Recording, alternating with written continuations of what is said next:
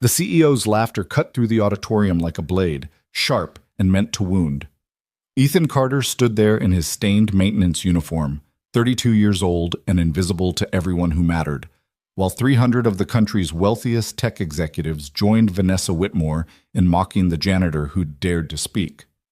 But in exactly 47 minutes, that same woman would stand frozen in front of a screen, staring at an equation that would prove she'd been catastrophically wrong about everything. This is the story of one night that destroyed a billion-dollar company's arrogance and rebuilt it from scratch.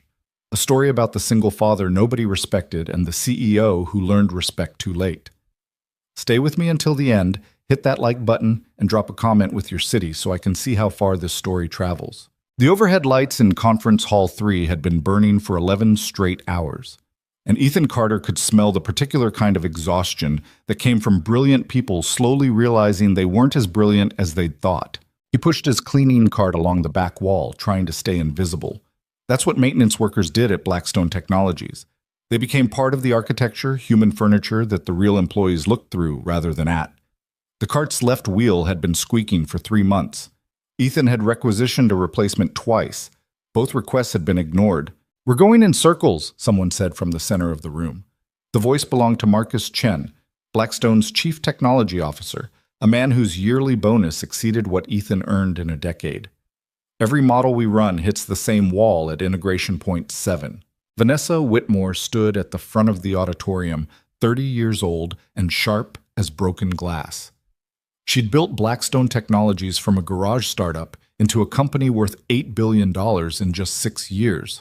Forbes called her a visionary. TechCrunch called her ruthless. Her own employees called her the Ice Queen when they thought she couldn't hear. She could always hear. "Then we're missing something fundamental," Vanessa said. Her voice carried that particular tone wealthy people used when they were trying to sound patient, but were actually calculating whose career to end first.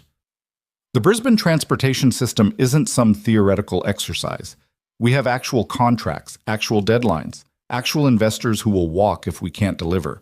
Ethan emptied a trash can near the back exit. The bin was full of energy drink cans and wadded-up printouts covered in failed equations. He'd been cleaning this building for 4 years. He'd seen a lot of expensive failures disguised as innovation. "Maybe we need to revisit the core architecture," suggested a young engineer whose name Ethan didn't know. The kid looked about 25, fresh out of Stanford or MIT, still idealistic enough to think problems existed to be solved rather than monetized. "We've revisited the architecture 17 times, Marcus said. "The problem isn't the architecture. It's the integration methodology." "The problem is neither of those things," someone else interjected. Ethan had stopped paying attention to who was speaking. He'd learned that in rooms like this, titles mattered more than ideas. A suggestion from a vice president carried more weight than a solution from an analyst, regardless of which one was actually correct. He moved to the front section, working his way down the side aisle with his spray bottle and cloth. The presenters ignored him completely. To them, he wasn't even human, just another piece of equipment, like the projector or the ventilation system. The digital board at the front of the room displayed what looked like a catastrophically complex network diagram. Ethan had seen enough of these presentations to recognize the basic structure. Transportation logistics, probably. System integration protocols, the kind of work that required teams of specialists and budgets that could feed a small country. "What if we partition the neural network differently?" someone suggested. "We tried that in version 12, Marcus replied. "Not like this. What if we—" "It won't work." Ethan wiped down a section of wall near the stage, half listening to the conversation the way you'd listen to rain, present but not engaging. His daughter Emma had a science project due Friday. He needed to help her build a model of the solar system. She wanted to make Saturn's rings out of old CDs, which Ethan thought was clever, but he wasn't sure where to find old CDs anymore. Everything was digital now. "We're approaching this wrong," Vanessa said suddenly. Her heels clicked against the stage floor as she paced. "We keep trying to force the integration points to work with our existing framework. What if the framework itself is the problem?" "The framework is industry standard," someone protested. "Industry standard is why everyone else fails," Vanessa shot back. "We're Blackstone Technologies. We don't follow standards, we set them." Ethan moved closer to the board, squinting at the diagram while he wiped down the edge of the stage. Something about the network structure looked familiar, though he couldn't quite place why. The entire design assumption is wrong, he muttered. He hadn't meant to say it out loud. The room fell silent so quickly, it felt like someone had flipped a switch. 300 people stopped talking, stopped typing, stopped breathing. Every head turned toward the back corner where the janitor stood with a spray bottle in one hand and a cleaning cloth in the other. Vanessa's eyes locked onto him. They were gray, Ethan noticed. Cold gray. Like January steel. "Excuse me?" she said. Ethan felt his face go hot. He'd made a mistake. A massive, career-ending mistake. You didn't speak in rooms like this when you wore a uniform with your first name embroidered on the chest pocket. "I'm sorry," he said quickly. I didn't mean to interrupt." "No, please." Vanessa's smile could have frozen vodka. "Share with us. You clearly have insights that our team of PhD engineers somehow missed." Scattered laughter rippled through the auditorium. Not kind laughter, the ugly kind, the type that needed a target. Ethan set down his spray bottle. His hands were shaking slightly, but he kept his voice steady. "I shouldn't have said anything." "But you did say something." Vanessa walked toward him, her heels echoing in the silence. "You said our design assumption is wrong. That's quite a claim from someone whose job description includes—" "What, exactly? Cleaning toilets?" More laughter, louder this time. "Offices," Ethan said quietly. "I clean offices and maintain the machinery in the lower levels." "Ah, machinery maintenance," Vanessa said, playing to the crowd now. "So that makes you qualified to solve a problem that stumped our entire engineering department." She wasn't yelling. That would have been easier to handle. Instead, her voice carried that casual cruelty that came naturally to people who'd never been powerless, never been invisible, never been the person everyone else looked through. Ethan should have apologized again. Should have picked up his cleaning supplies and walked out. Should have remembered that he had a daughter at home who depended on this job, this income, this carefully maintained invisibility. Instead, he heard himself say, "Yes." The laughter stopped. Vanessa tilted her head slightly, studying him like he was a specimen under glass. "I'm sorry, what?" "Yes," Ethan repeated. "I can solve it." The silence that followed was different from before, heavier. 300 people held their collective breath, waiting to see what would happen when the janitor challenged the queen. "This should be entertaining," Vanessa said finally. She gestured toward the stage. "By all means, show us how it's done." Ethan looked at the digital board, then at the 300 faces staring at him. Every survival instinct he possessed screamed at him to back down, apologize, retreat into the safety of invisibility. But something else screamed louder. He'd spent 4 years watching these people waste millions of dollars on problems he could solve in his sleep. 4 years listening to them congratulate themselves for mediocre solutions while ignoring the fundamental flaws in their assumptions. 4 years being invisible. He was tired of being invisible. Ethan pulled off his work gloves slowly, deliberately. He set them down on the edge of the cleaning cart. Then he walked toward the stage. The crowd parted for him. No one spoke. A few people pulled out their phones, probably to record what they assumed would be the most entertaining failure they'd seen all month. Vanessa handed him the stylus with a smile that didn't reach her eyes. "Please, enlighten us." Ethan stood in front of the massive digital board, staring at the transportation network diagram that had consumed 11 hours of the country's best engineering minds.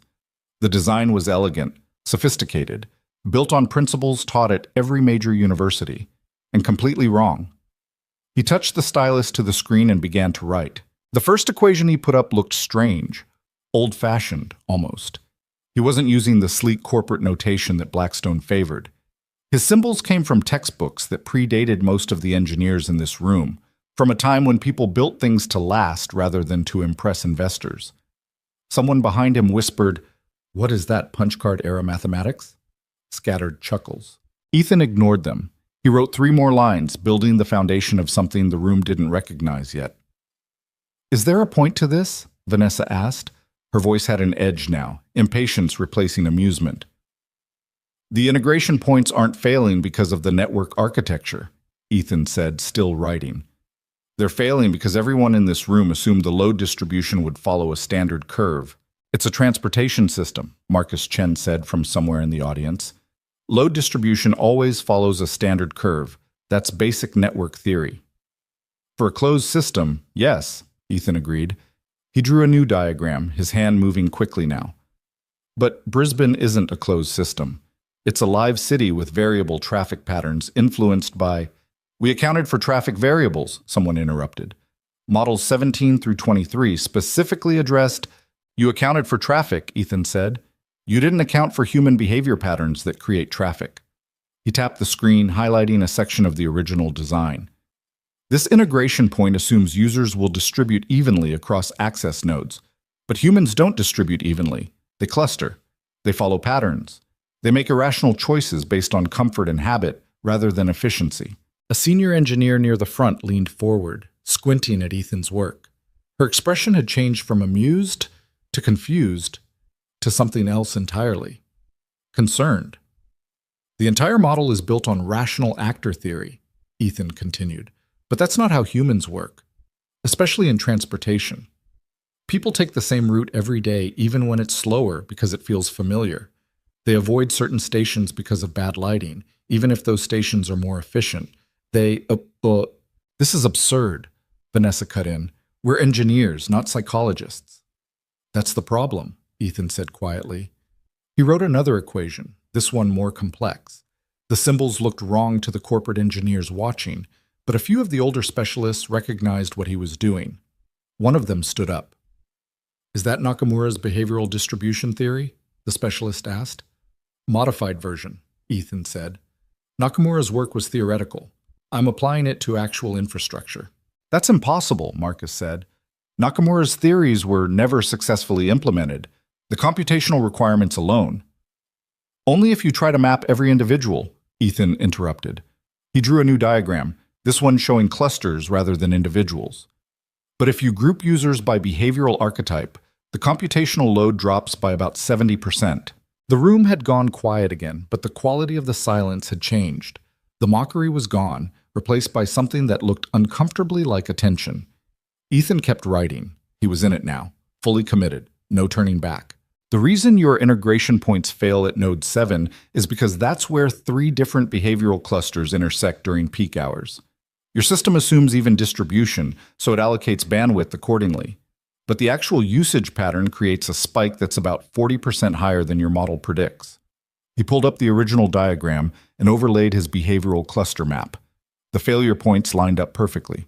Someone in the audience whispered, "Holy shit." Vanessa's expression had changed. The condescending amusement was gone. She stared at the screen with an intensity that Ethan recognized, the look of someone who just realized they might be wrong. "This is very creative," she said, her voice carefully controlled. "But creativity isn't the same as accuracy. Where's your data? Your validation studies? Your peer-reviewed research?" "I don't have any of that," Ethan admitted. The laughter started to return, softer this time, tentative but growing. "So you're basing this on what exactly?" Vanessa pressed. "Intuition? A hunch?" "Experience," Ethan said. "Experience maintaining air conditioning units," someone called out. More laughter. Louder now. Ethan felt the familiar weight settling over him, the weight of being dismissed, of being invisible, of being the person nobody respected. For a moment, standing under those bright lights with 300 people laughing at him, he almost walked away. Then he thought about Emma. His daughter was 8 years old and brilliant in ways the school system wasn't equipped to recognize. She saw patterns everywhere, in the way leaves fell from trees, in the way people moved through crowds, in the way stories were structured. Last week, she'd explained to him why her favorite cartoon was more mathematically sound than the educational programming her teacher recommended.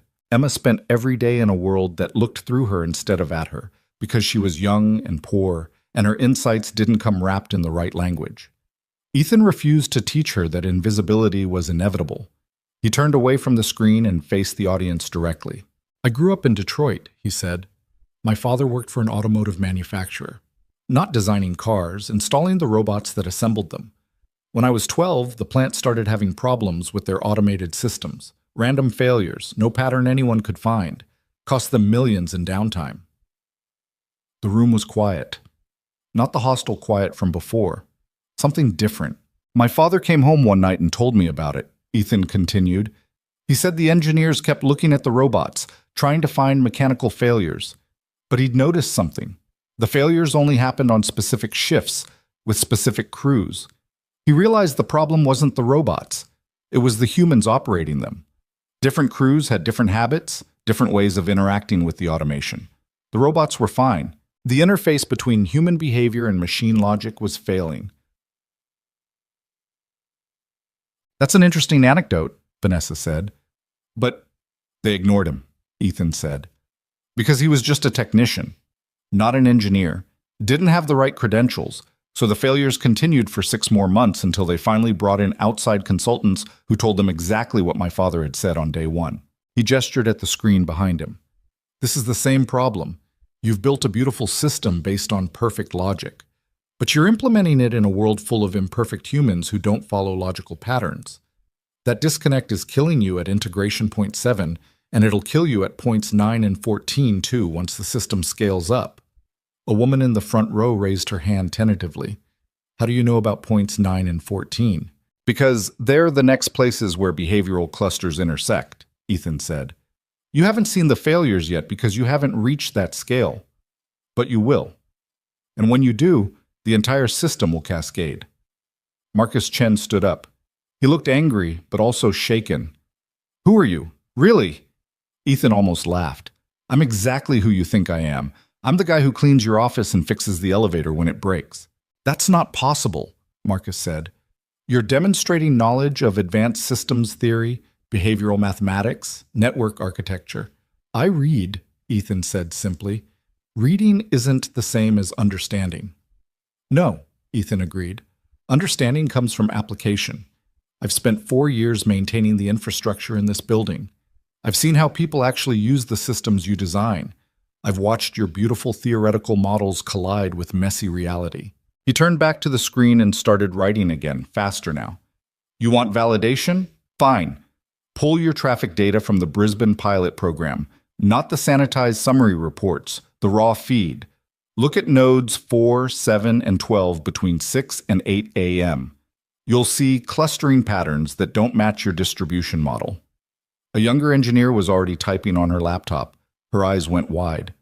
He's right. The clustering is, oh my God, it's almost exactly what he predicted.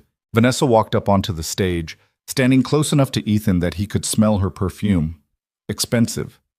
Probably cost more than his monthly rent.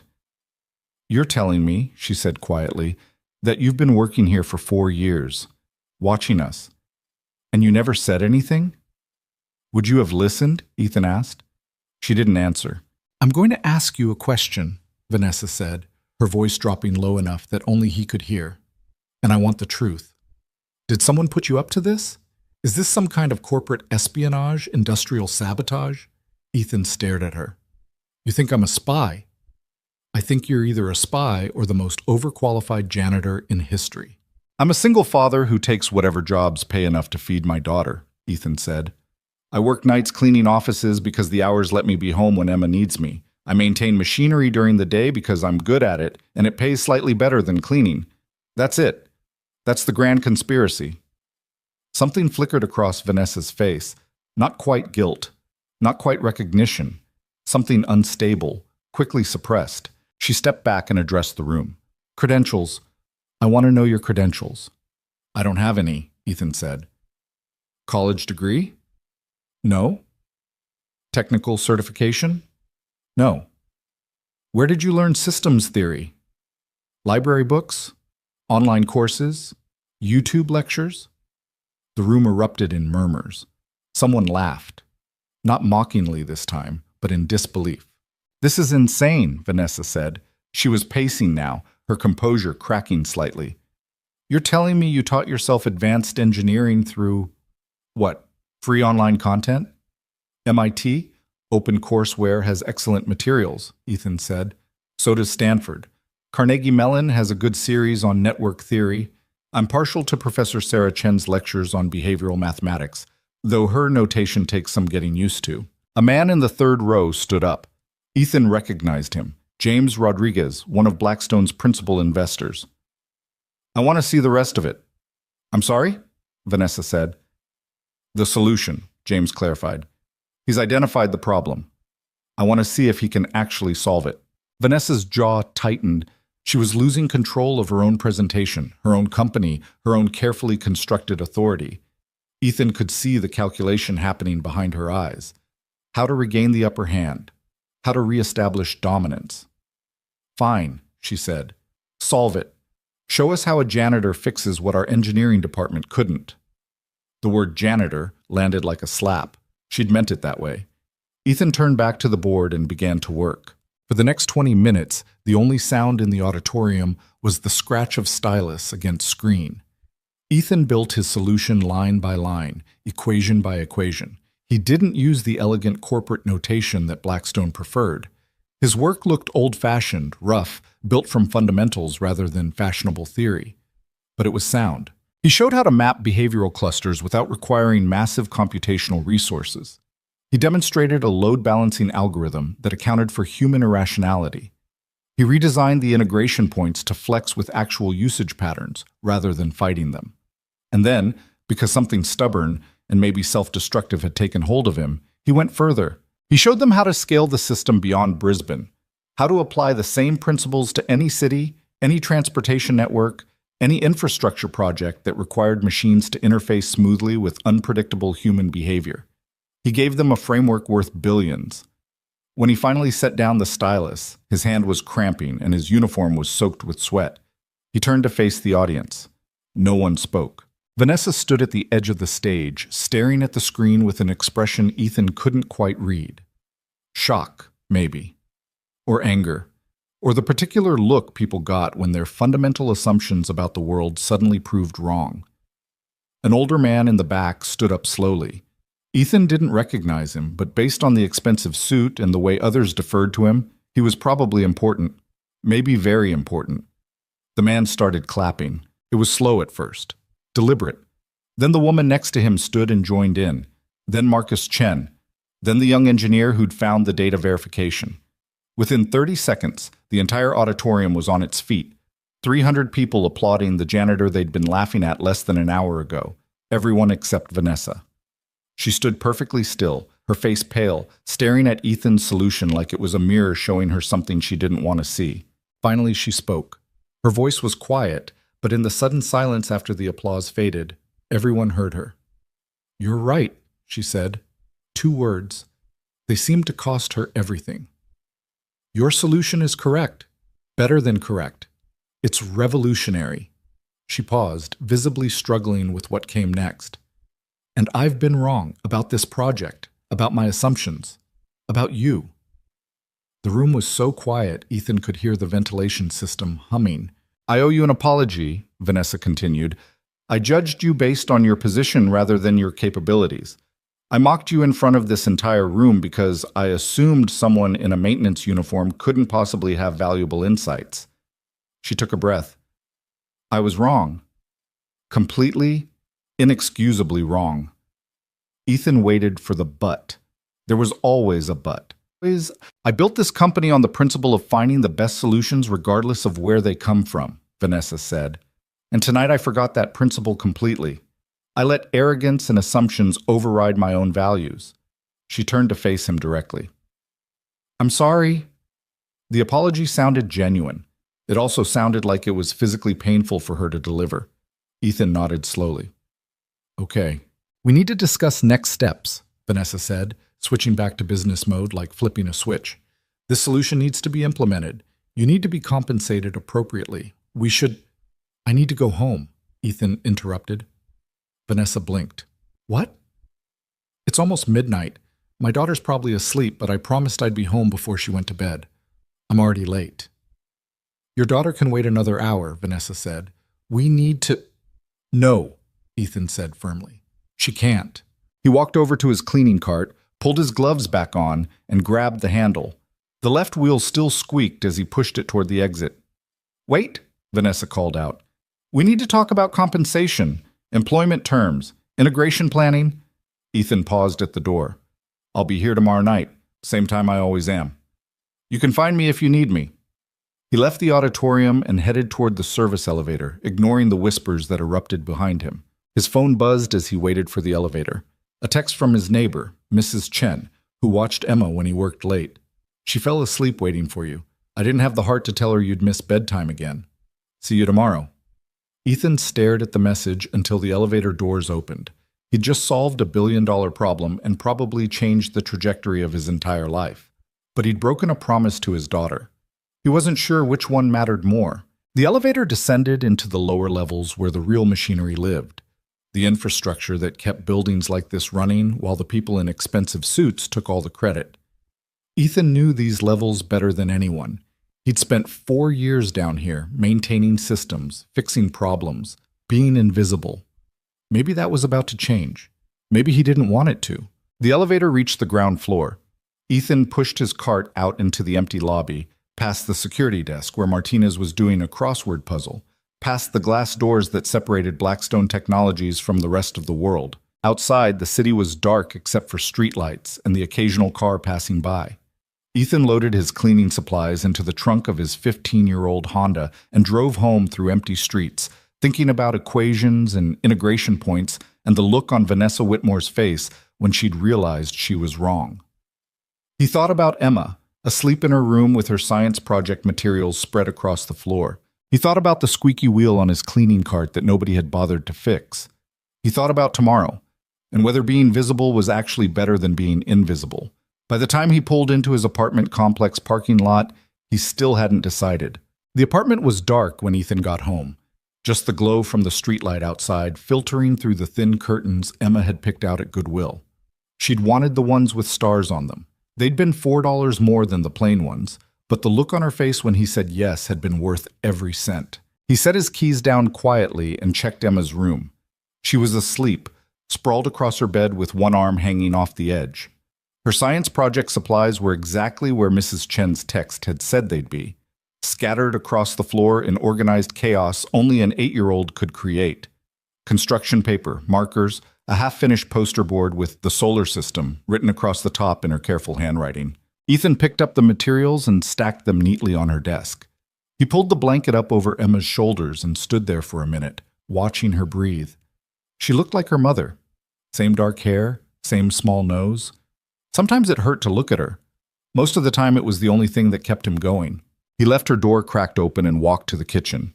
The refrigerator hummed loudly. It had been humming loudly for 6 months, ever since something in the compressor started failing. He kept meaning to fix it, never found the time. His phone buzzed.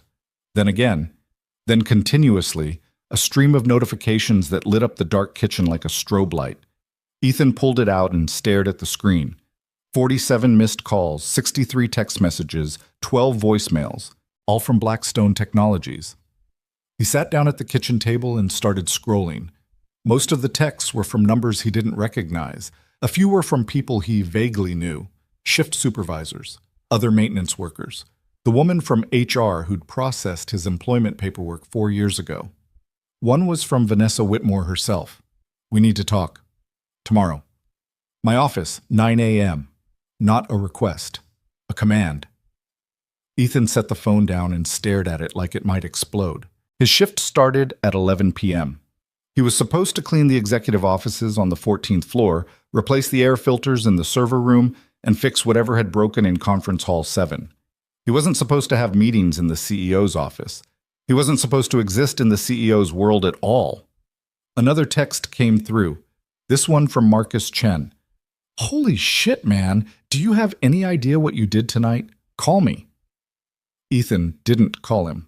He sat in the dark kitchen listening to the dying refrigerator hum and thinking about the look on Vanessa's face when she'd realized her entire project had been built on a false assumption. Not angry, not embarrassed, something worse, afraid. People like Vanessa Whitmore didn't get afraid. They got even. At 8:30 the next morning, Ethan dropped Emma off at school. She was still half asleep, her backpack dragging on the ground behind her. Dad, she mumbled, you forgot to help with my project. The guilt hit him like a punch. I know, sweetie, I'm sorry. We'll work on it tonight, okay? You said that yesterday. I mean it this time. Emma gave him the look, the one that said she was 8 years old and already learning not to trust promises from adults. She got that look from her mother, too. I love you, Ethan said. Love you too, Emma replied automatically, already walking toward the school entrance where her friend Mia was waiting. Ethan watched until she disappeared inside. Then he drove to Blackstone Technologies, parked in the visitor lot because maintenance workers weren't allowed in the executive garage, and took the elevator to the 14th floor. Vanessa's assistant looked up when he approached the desk. She was young, probably fresh out of college, with the kind of polished appearance that came from having time and money to care about polished appearances. "Can I help you?" she asked. "Ethan Carter, I have a meeting with Ms. Whitmore." The assistant's eyes widened slightly. "Oh, yes, she's—" One moment. She picked up her phone and spoke quietly into it. Ethan couldn't hear what she said, but he heard Vanessa's response clearly enough. "Send him in." The assistant gestured toward the massive double doors behind her desk. "Go ahead." Ethan had cleaned Vanessa's office dozens of times. He knew the layout by heart. The floor-to-ceiling windows overlooking the city, the minimalist desk that probably cost more than his car, the expensive art on the walls that he'd never understood. He'd never seen it during daylight before. The morning sun turned everything into sharp angles and hard shadows. Vanessa sat behind her desk, backlit like some kind of corporate deity. She wasn't alone. Marcus Chen stood near the windows. James Rodriguez, the investor from last night, sat in one of the leather chairs. A woman Ethan didn't recognize was leaning against the bookshelf, arms crossed. "Close the door," Vanessa said. Ethan closed it. "Sit down." He sat. The silence stretched out uncomfortably. Vanessa studied him like he was a problem she was trying to solve. Marcus looked curious. James looked amused. The woman by the bookshelf just looked skeptical. "I'll be direct," Vanessa said finally. "Last night you demonstrated knowledge and capabilities that don't match your employment record. I need to know who you really are." "I told you who I am. You told me you're a self-taught janitor who learned advanced systems theory from YouTube. That's not an explanation. That's a punchline." "It's also the truth." The woman by the bookshelf spoke up. "I'm Rebecca Kim, Chief Legal Officer. I've spent the last 8 hours investigating you, Mr. Carter, and I have to say your story doesn't add up." Ethan waited. "You graduated high school in Detroit," Rebecca continued. "Decent grades, nothing exceptional. You were accepted to Michigan State with a partial scholarship for engineering, but you never attended. Instead, you worked a series of manual labor jobs: construction, warehouse work, automotive repair. Then 4 years ago, you moved here and started working for Blackstone as maintenance staff." She paused. "What I can't find is any explanation for how a high school graduate with no formal training became capable of solving problems that stumped our entire engineering department." "I read a lot," Ethan said. "That's not an answer. It's the only one I have." Marcus stepped forward. "Look, man, nobody's accusing you of anything. We're just trying to understand. What you did last night, that wasn't beginner's luck. That was expertise. Real deep expertise. Where did it come from?" Ethan looked at the 4 faces staring at him and realized they weren't going to let this go. They needed a narrative that made sense, a story that fit their understanding of how the world worked. The truth wouldn't satisfy them. The truth never did. "My father was an engineer," Ethan said slowly. "Didn't have a degree, but he understood systems better than most people with PhDs. He taught me to see patterns, to think about how things actually work instead of how they're supposed to work." "Where is he now?" Vanessa asked. "Dead. Cancer. 7 years ago." Something shifted in Vanessa's expression. Not sympathy exactly. Recognition, maybe. "You said you were accepted to Michigan State," James said. "Why didn't you go?" Ethan almost laughed. "Because scholarships don't cover everything. Because I had rent to pay and food to buy. Because my girlfriend got pregnant and suddenly college seemed like a luxury I couldn't afford." The room went quiet again. "Emma's mother?" Vanessa asked. "Yeah." "Where is she?" "Gone. Left when Emma was 6 months old. Haven't heard from her since." Rebecca made a note on her tablet. Ethan hated that. Hated being turned into data points, cataloged and analyzed like a machine instead of a person. "Here's what I don't understand," Vanessa said, leaning forward. "You're clearly brilliant. Brilliant enough to have your pick of opportunities. Why are you working as a janitor?" "Because janitorial work pays $17 an hour plus benefits, and lets me work nights so I can be home during the day when my daughter needs me," Ethan said. Because engineering jobs require degrees I don't have, and experience I can't get without degrees. Because the world doesn't care how smart you are if you can't prove it on paper. The world cares about results, James interjected. Last night you delivered results that could save this company billions. That has value. Value to who? To you, Vanessa said. I want to offer you a position, Senior Systems Architect, salary commensurate with your abilities, full benefits, stock options. Ethan stared at her. You're offering me a job? I'm offering you the job you should have had all along. I don't have a degree. I don't care. I don't have experience. You redesigned our entire Brisbane project in 20 minutes. That's more relevant experience than most of our engineers have accumulated in their entire careers. Ethan sat back in his chair. This should have been everything he wanted. Financial security, recognition, a chance to use his mind instead of just his hands. Instead, he felt trapped. What's the salary? He asked. Vanessa wrote a number on a piece of paper and slid it across the desk. Ethan looked at it, then looked at it again. That's more than I make in 2 years. That's the starting salary, Vanessa said. With performance bonuses and stock options, you could be looking at 3 or 4 times that much within 18 months. The money was obscene, life-changing. Emma could have everything she needed, everything she deserved. Better schools, better clothes, a bedroom that didn't have a crack running across the ceiling. I need to think about it, Ethan said. Vanessa's expression hardened. You need to think about whether you want financial security and professional recognition. I need to think about whether I want to work for someone who spent an hour last night humiliating me in front of 300 people. The temperature in the room dropped about 20 degrees. Marcus cleared his throat. Rebecca suddenly became very interested in her tablet. James watched with the detached interest of someone observing a car crash. Vanessa stood up slowly. I apologized for that. You apologized because I was right, Ethan said. If I'd been wrong, you would have had security escort me out of the building. That's not fair, isn't it? They stared at each other across the expensive desk. Vanessa's jaw was tight, her hands pressed flat against the polished surface. Ethan could see the calculations happening behind her eyes, how to regain control, how to turn this back into a situation she could manage. You're angry, she said finally. I understand that, but letting anger override good judgment is what you did last night, Ethan interrupted. You let your assumptions override your judgment. Now you're asking me to trust that you won't do it again. I'm asking you to accept an opportunity that could transform your life. You're asking me to trust you. Those aren't the same thing. Vanessa sat back down. When she spoke again, her voice was quieter, controlled. What do you want? I want to know this is real, Ethan said. Not some PR stunt. Not you covering your ass because investors saw what happened last night. I want to know that if I take this job, I'm being hired for my abilities, not because you're afraid of the lawsuit I could file. We're not afraid of lawsuits, Rebecca said automatically. Then I'll file one, Ethan said. Hostile work environment, public humiliation. I'm sure your legal team can imagine the headlines. CEO mocks janitor before he saves company billions. That'll play great on social media.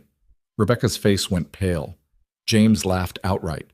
Vanessa didn't react at all. She just kept staring at Ethan with those cold gray eyes. You're not going to file a lawsuit, she said. How do you know? Because you're not that kind of person. If you were, you would have demanded money last night instead of going home to your daughter. She wasn't wrong. Ethan hated that she wasn't wrong. Here's what I think, Vanessa continued. I think you're scared. I think this opportunity terrifies you because it means stepping out of the shadows where you've been hiding for 4 years. I think you're looking for reasons to say no because saying yes means risking failure in front of people who matter. You don't know anything about me. I know you're brilliant and you're wasting it, Vanessa said. I know you're raising a daughter in a 1-bedroom apartment on $17 an hour when you could be giving her so much more. I know you're afraid of being visible because invisible is safe. And I know that fear is going to trap you forever if you let it. The words hit harder than Ethan expected. He wanted to argue, to tell her she was wrong, to walk out of this office and back to the comfortable invisibility of his maintenance job. Instead, he said, I need guarantees. What kind of guarantees? In writing. Employment contract that protects me if this doesn't work out. Education benefits so I can finish my degree. Flexible hours so I can still be there for Emma. And if anyone in this company treats me the way you treated me last night, I walk with 6 months severance. Vanessa glanced at Rebecca. Can we do that? It's unusual, Rebecca said carefully, but not impossible. Then draft it, Vanessa said. She turned back to Ethan. Anything else? Yeah, I want to keep my maintenance job. Everyone in the room stared at him. I'm sorry, what? Marcus said. I want to keep working maintenance, part-time, 2 nights a week. That's insane, Vanessa said. Why would you want to? Because I'm good at it, Ethan said. Because it keeps me grounded. Because the people down in those lower levels actually talk to me like I'm human. And because I don't trust that this is going to last. The honesty seemed to catch Vanessa off guard. She opened her mouth, closed it, then opened it again. Fine, she said, 2 nights a week. But if your maintenance work interferes with your project deadlines, it won't. How can you be sure? Because I've been doing both jobs for 4 years. I can handle it. Vanessa stood and walked to the windows. The morning sun turned her silhouette into something sharp and angular. When she spoke again, her back was still turned. I don't like you, she said. The feeling's mutual, Ethan replied. You're arrogant, difficult. You clearly have authority issues. And you're condescending, controlling, and you treat people like assets instead of human beings.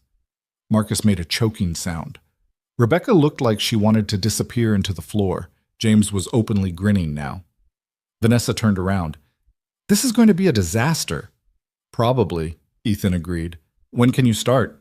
I need 2 weeks to transition my maintenance duties, and I need to talk to Emma. Explain what's happening. 2 weeks, Vanessa said. Rebecca will have the contract ready by end of day tomorrow. Read it carefully. We'll negotiate from there. It wasn't quite an agreement. It was more like a temporary truce between 2 people who didn't trust each other but needed each other anyway. Ethan stood. I should go. Wait, Vanessa said. One more thing. The solution you presented last night, I need you to document it. Everything. Your methodology, your calculations, your behavioral mapping. We need it formalized before we can implement it. I'll work on it. I need it in 2 weeks. That's not enough time. Make time, Vanessa said. This is what the job actually is, Ethan. Impossible deadlines, unreasonable demands. Welcome to the executive level. Sounds terrible. It is, Vanessa said. But it pays better than $17 an hour. Ethan left the office and took the elevator down to the maintenance levels. His real shift didn't start for hours, but he needed to be somewhere familiar, somewhere that made sense. The lower levels of Blackstone Technologies were a different world from the polished executive floors. Concrete instead of marble. Fluorescent lights instead of designer fixtures. The smell of machine oil and cleaning chemicals instead of expensive coffee and perfume. Ethan found Rodriguez in the maintenance shop, working on a compressor unit. Heard you caused some excitement last night, Rodriguez said without looking up. News travels fast. You made Vanessa Whitmore apologize in public. That's not news. That's a miracle. Rodriguez set down his wrench. They offering you a promotion? Something like that. You gonna take it? I don't know. Why not? Ethan sat down on a workbench. Because I've been invisible for 4 years. Invisible is safe. The second I step into that world up there, everything changes. Everything's already changed, Rodriguez pointed out. You can't go back to invisible. Not after last night. He wasn't wrong. What would you do? Ethan asked. Rodriguez thought about it. I'd take the money. Give your kid a better life. But I'd also watch my back. People like Vanessa Whitmore don't forgive people for showing them up. She'll smile and offer you the world, then find a way to make you pay for it later. That's cheerful. That's reality. Rodriguez picked up his wrench again. But hell, what do I know? I'm just a maintenance guy. Yeah, Ethan said quietly. Me too. He spent the rest of the day working on machinery that didn't judge him, didn't demand explanations, didn't care about his credentials or his background. By the time his official shift started at 11 p.m., he was exhausted. The executive offices were quiet at night. Most of the floor was empty. Just a few workaholics still at their desks, typing away at problems that probably could have waited until morning. Ethan cleaned Vanessa's office last. He emptied her trash can, full of crumpled papers and an empty bottle of aspirin, wiped down her desk, vacuumed the expensive carpet. There was a folder on her desk labeled Carter E. He didn't open it, didn't need to. He knew what was inside. Background checks, contract drafts, analysis of last night's presentation. His life, reduced to data points. He finished cleaning and pushed his cart toward the elevator. The office felt different now, less like a place he worked and more like a cage he was about to step into voluntarily. His phone buzzed, a text from Emma. "Can't sleep, thinking about Mom." Ethan's chest tightened. Emma didn't ask about her mother often. When she did, it usually meant something was wrong. He called her. Mrs. Chen answered on the second ring. "She's okay," Mrs. Chen said immediately. "Just having a hard night. You want to talk to her? Please." There was rustling, then Emma's small voice. "Hi, Dad." "Hey, sweetie, Mrs. Chen says you can't sleep." "I was thinking about Mom, about how she left." Emma paused. "You're not going to leave, are you?" The question hit him like a knife. "Never, I promise." "You promised to help with my project and you didn't." "I know, I'm sorry." "What if you get a new job and you're too busy and you forget about me?" "Emma, listen to me. I could never forget about you. You're the most important thing in my entire life. Nothing changes that. Not a new job, not anything." "You promise?" "I promise." He heard her breathe, small and shaky. "Okay." "I'll be home in a few hours," Ethan said. "We'll have breakfast together before school. And tonight, we're finishing that solar system project. Deal?" "Deal." She hung up. Ethan stood in the empty hallway holding his phone, thinking about promises and the weight they carried. The elevator doors opened. Vanessa stepped out. She stopped when she saw him. "You're still here." "Night shift." "Right." She looked tired. The polished CEO facade had cracked slightly, revealing something more human underneath. I left something in my office." "It's unlocked." They stood there awkwardly. Ethan had seen her commanding rooms, making decisions worth millions, firing people without blinking. He'd never seen her uncertain before. "What you said earlier," Vanessa said, "about me treating people like assets. You were right." Ethan waited. "I built this company from nothing," she continued. "I was 24 years old, broke, working out of my apartment. Everyone told me I'd fail, everyone. And when I succeeded anyway, I swore I'd never be vulnerable again, never be in a position where anyone could dismiss me or underestimate me. So you became the person who dismisses and underestimates everyone else." "Yes," Vanessa said quietly. "I did." "Why are you telling me this?" "Because I don't want you to make the same mistake." She looked at him directly. "You're stepping into a world that will try to change you, that will reward you for being ruthless and punish you for being kind. Don't let it. Don't become what I became." "And what's that?" "Someone who wins everything and loses the parts that actually matter." She walked past him toward her office. Ethan watched her go, trying to reconcile the woman who'd humiliated him last night with the person who'd just shown him something uncomfortably close to genuine vulnerability. People were complicated. He kept forgetting that. His phone buzzed again. This time it was Marcus. "Vanessa approved your contract terms. Rebecca will have it ready tomorrow. Congratulations, man. You're about to become very rich and very stressed." Ethan read the message twice. Then he pushed his cleaning cart toward the elevator and went back to work. In 2 weeks, everything would change. For now, he was still invisible, still safe, still himself.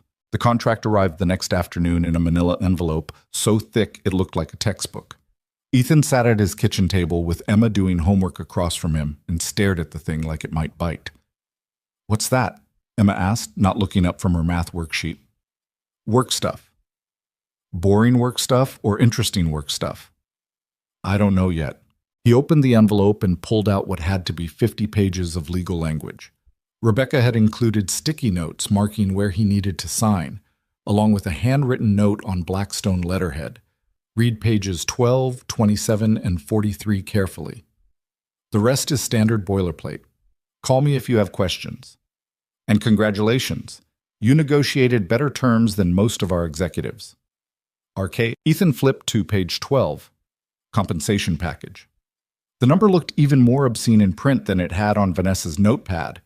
Base salary, performance bonuses, stock options that vested over 4 years, education benefits up to $50,000 annually, health insurance that actually covered things. Page 27 covered termination clauses. If Blackstone let him go without cause within the first 2 years, he walked away with 6 months' salary. If anyone in the company created a hostile work environment that he could document, same deal. Rebecca had actually written that into the contract. Page 43 detailed his dual-role arrangement. Senior systems architect, 40 hours per week, with the option to maintain part-time maintenance work up to 16 hours per week, as long as it didn't interfere with project deadlines. It was everything he'd asked for, which made him more nervous, not less. "Dad, you're making your worried face," Emma said. "I'm not worried. Your eyebrows do this thing when you're worried," she demonstrated, scrunching her forehead dramatically. "I don't look like that." "You totally do." Ethan set down the contract.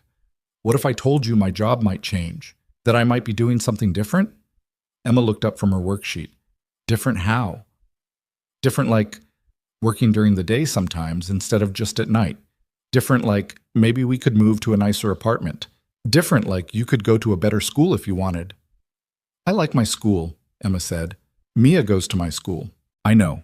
You wouldn't have to change schools if you didn't want to. I'm just saying we'd have options." Emma studied him with those dark eyes that saw too much. "Is this about money?" "Kind of." "Are we poor?" The question caught him off guard. "Why would you think that?"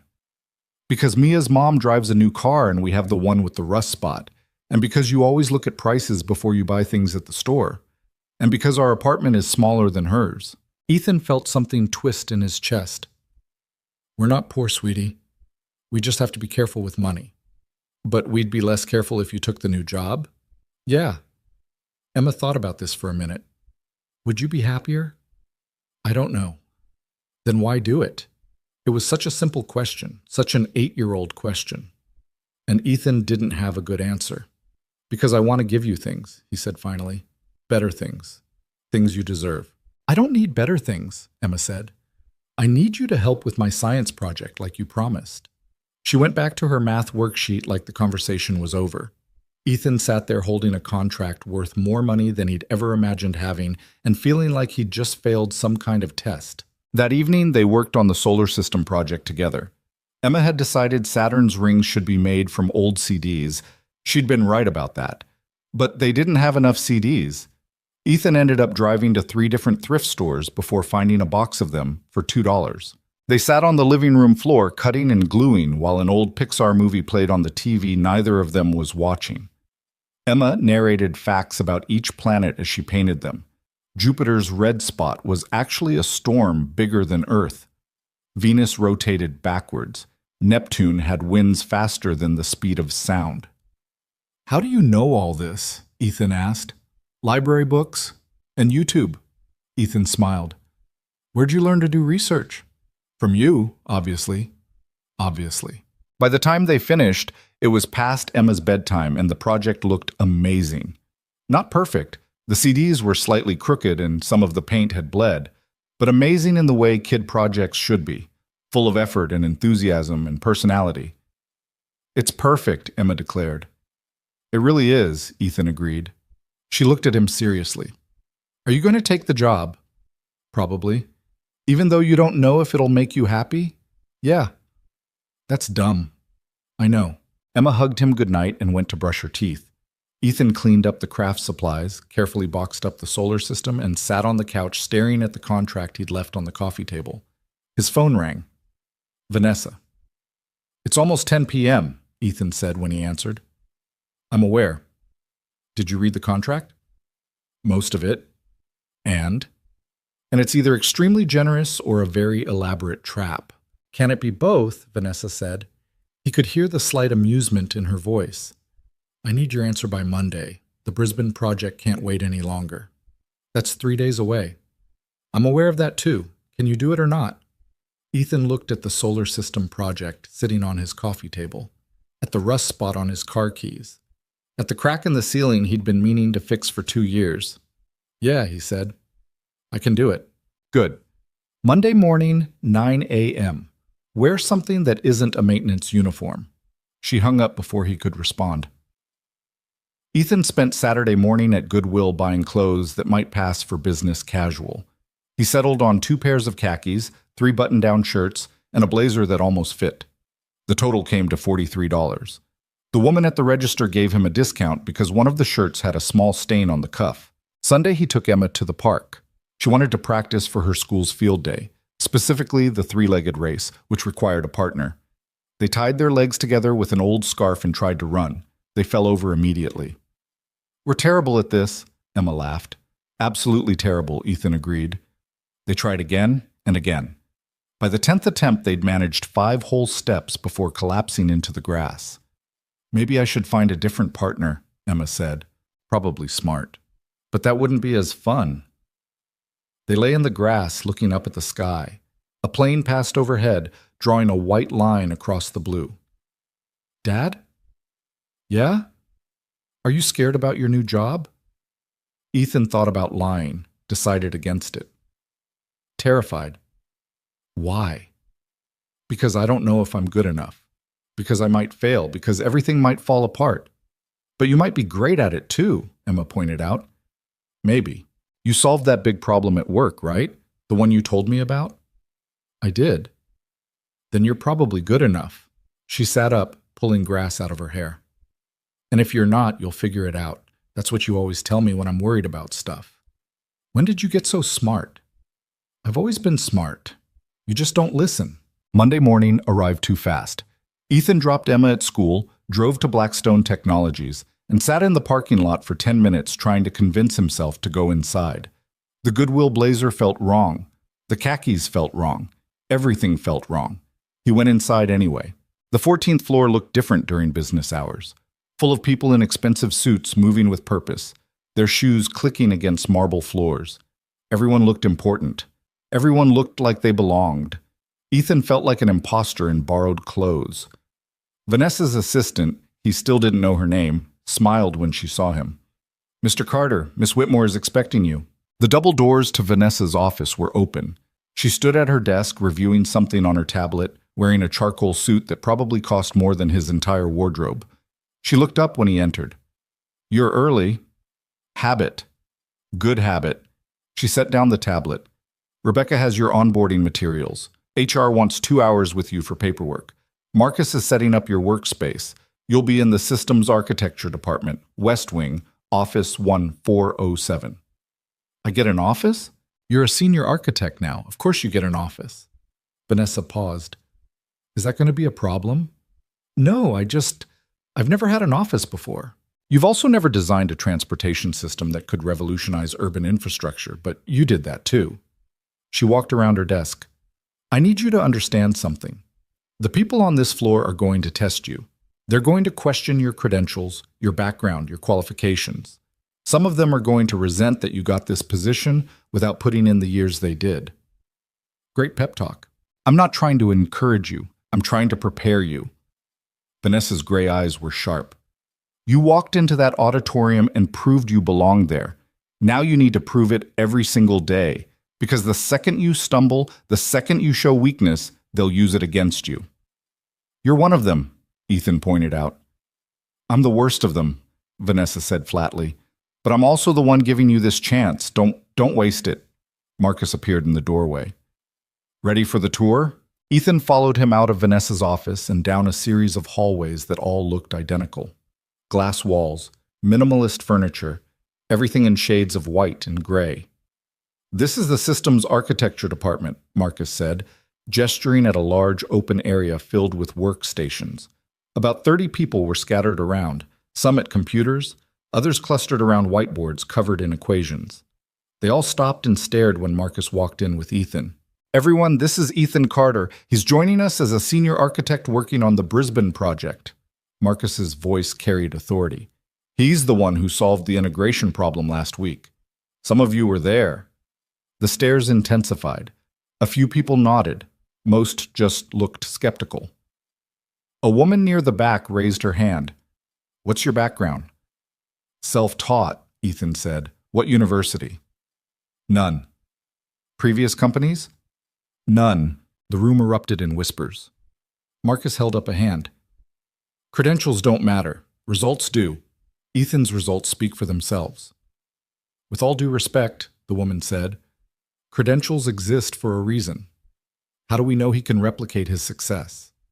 How do we know it wasn't just luck? You don't, Ethan said. You'll have to wait and see. The honesty seemed to catch her off guard. Marcus showed him to office 1407. It was small, barely bigger than a closet, but it had a desk, a computer, and a window overlooking the city. Ethan's name was already on the door. It's not much, Marcus said, but it's yours. Ethan set down his bag and looked around. The office smelled like fresh paint and possibility. It's perfect. Liar. Marcus grinned, but I appreciate the enthusiasm. Listen, I'm going to be straight with you. Half the department thinks you're a fraud. The other half thinks you're a threat. Nobody thinks you belong here. Encouraging. I'm not trying to encourage you. I'm trying to prepare you. Marcus leaned against the door frame. You're going to have to prove yourself every day, and some days you're going to fail. That's okay. Failing is how you learn. But you can't let the failures define you. Did Vanessa tell you to say that? Vanessa told me to make sure you didn't quit in the first week. I'm telling you to make sure you don't let these people break you. Marcus straightened up. You've got a team meeting in 20 minutes. Conference room B. Don't be late. He left. Ethan sat at his new desk and tried to process everything. A week ago, he'd been invisible. Now he had an office with his name on the door and a salary that still didn't feel real. The computer on his desk was newer than any technology he'd ever owned. He logged in using the credentials Marcus had given him and stared at the desktop background, Blackstone Technologies logo, sleek and corporate. His old maintenance supervisor had sent him a text that morning. Heard you sold out. Good for you, man. Don't forget where you came from. Ethan wasn't sure if it was meant as encouragement or accusation. The team meeting was worse than he'd anticipated. 12 people crammed into a conference room, all staring at him like he was a zoo animal. The woman who'd questioned his credentials, her name was Dr. Sarah Mitchell, led the meeting. We need to finalize the Brisbane integration protocols by end of month, she said, pulling up a presentation. The client is getting nervous. We can't afford any more delays. What's the current status? Someone asked. Stalled. We've implemented Carter's behavioral mapping framework, but we're hitting issues with the computational load. The system can't process the clustering algorithms fast enough. All eyes turned to Ethan. Well, Dr. Mitchell said, you designed the framework. How do we fix it? Ethan stood up and walked to the whiteboard. He picked up a marker and stared at the blank surface. Everyone was waiting, judging, ready to watch him fail. You're using standard processing architecture, he said, finally. Linear computation, that's the problem. What would you suggest?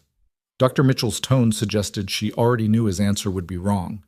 Parallel processing. Break the behavioral clusters into independent threads. Process them simultaneously instead of sequentially. That's not possible with our current infrastructure.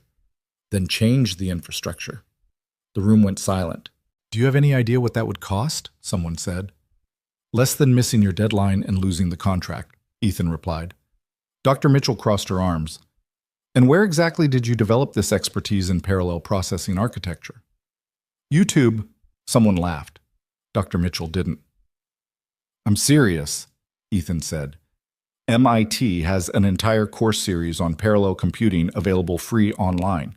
Professor Anderson's lectures are particularly good. You learned parallel processing from YouTube videos. I learned the theory from YouTube videos. I learned the application from fixing the HVAC system in this building. Same principles. Multiple independent systems working simultaneously toward a common goal. HVAC systems are not the same as computational architecture, Dr. Mitchell said coldly. The mathematics are identical. The only difference is scale. The only difference is about $1 billion in infrastructure and 5 years of specialized education. But sure, it's basically the same as air conditioning. The room laughed. Ethan felt his face get hot. Look, he said.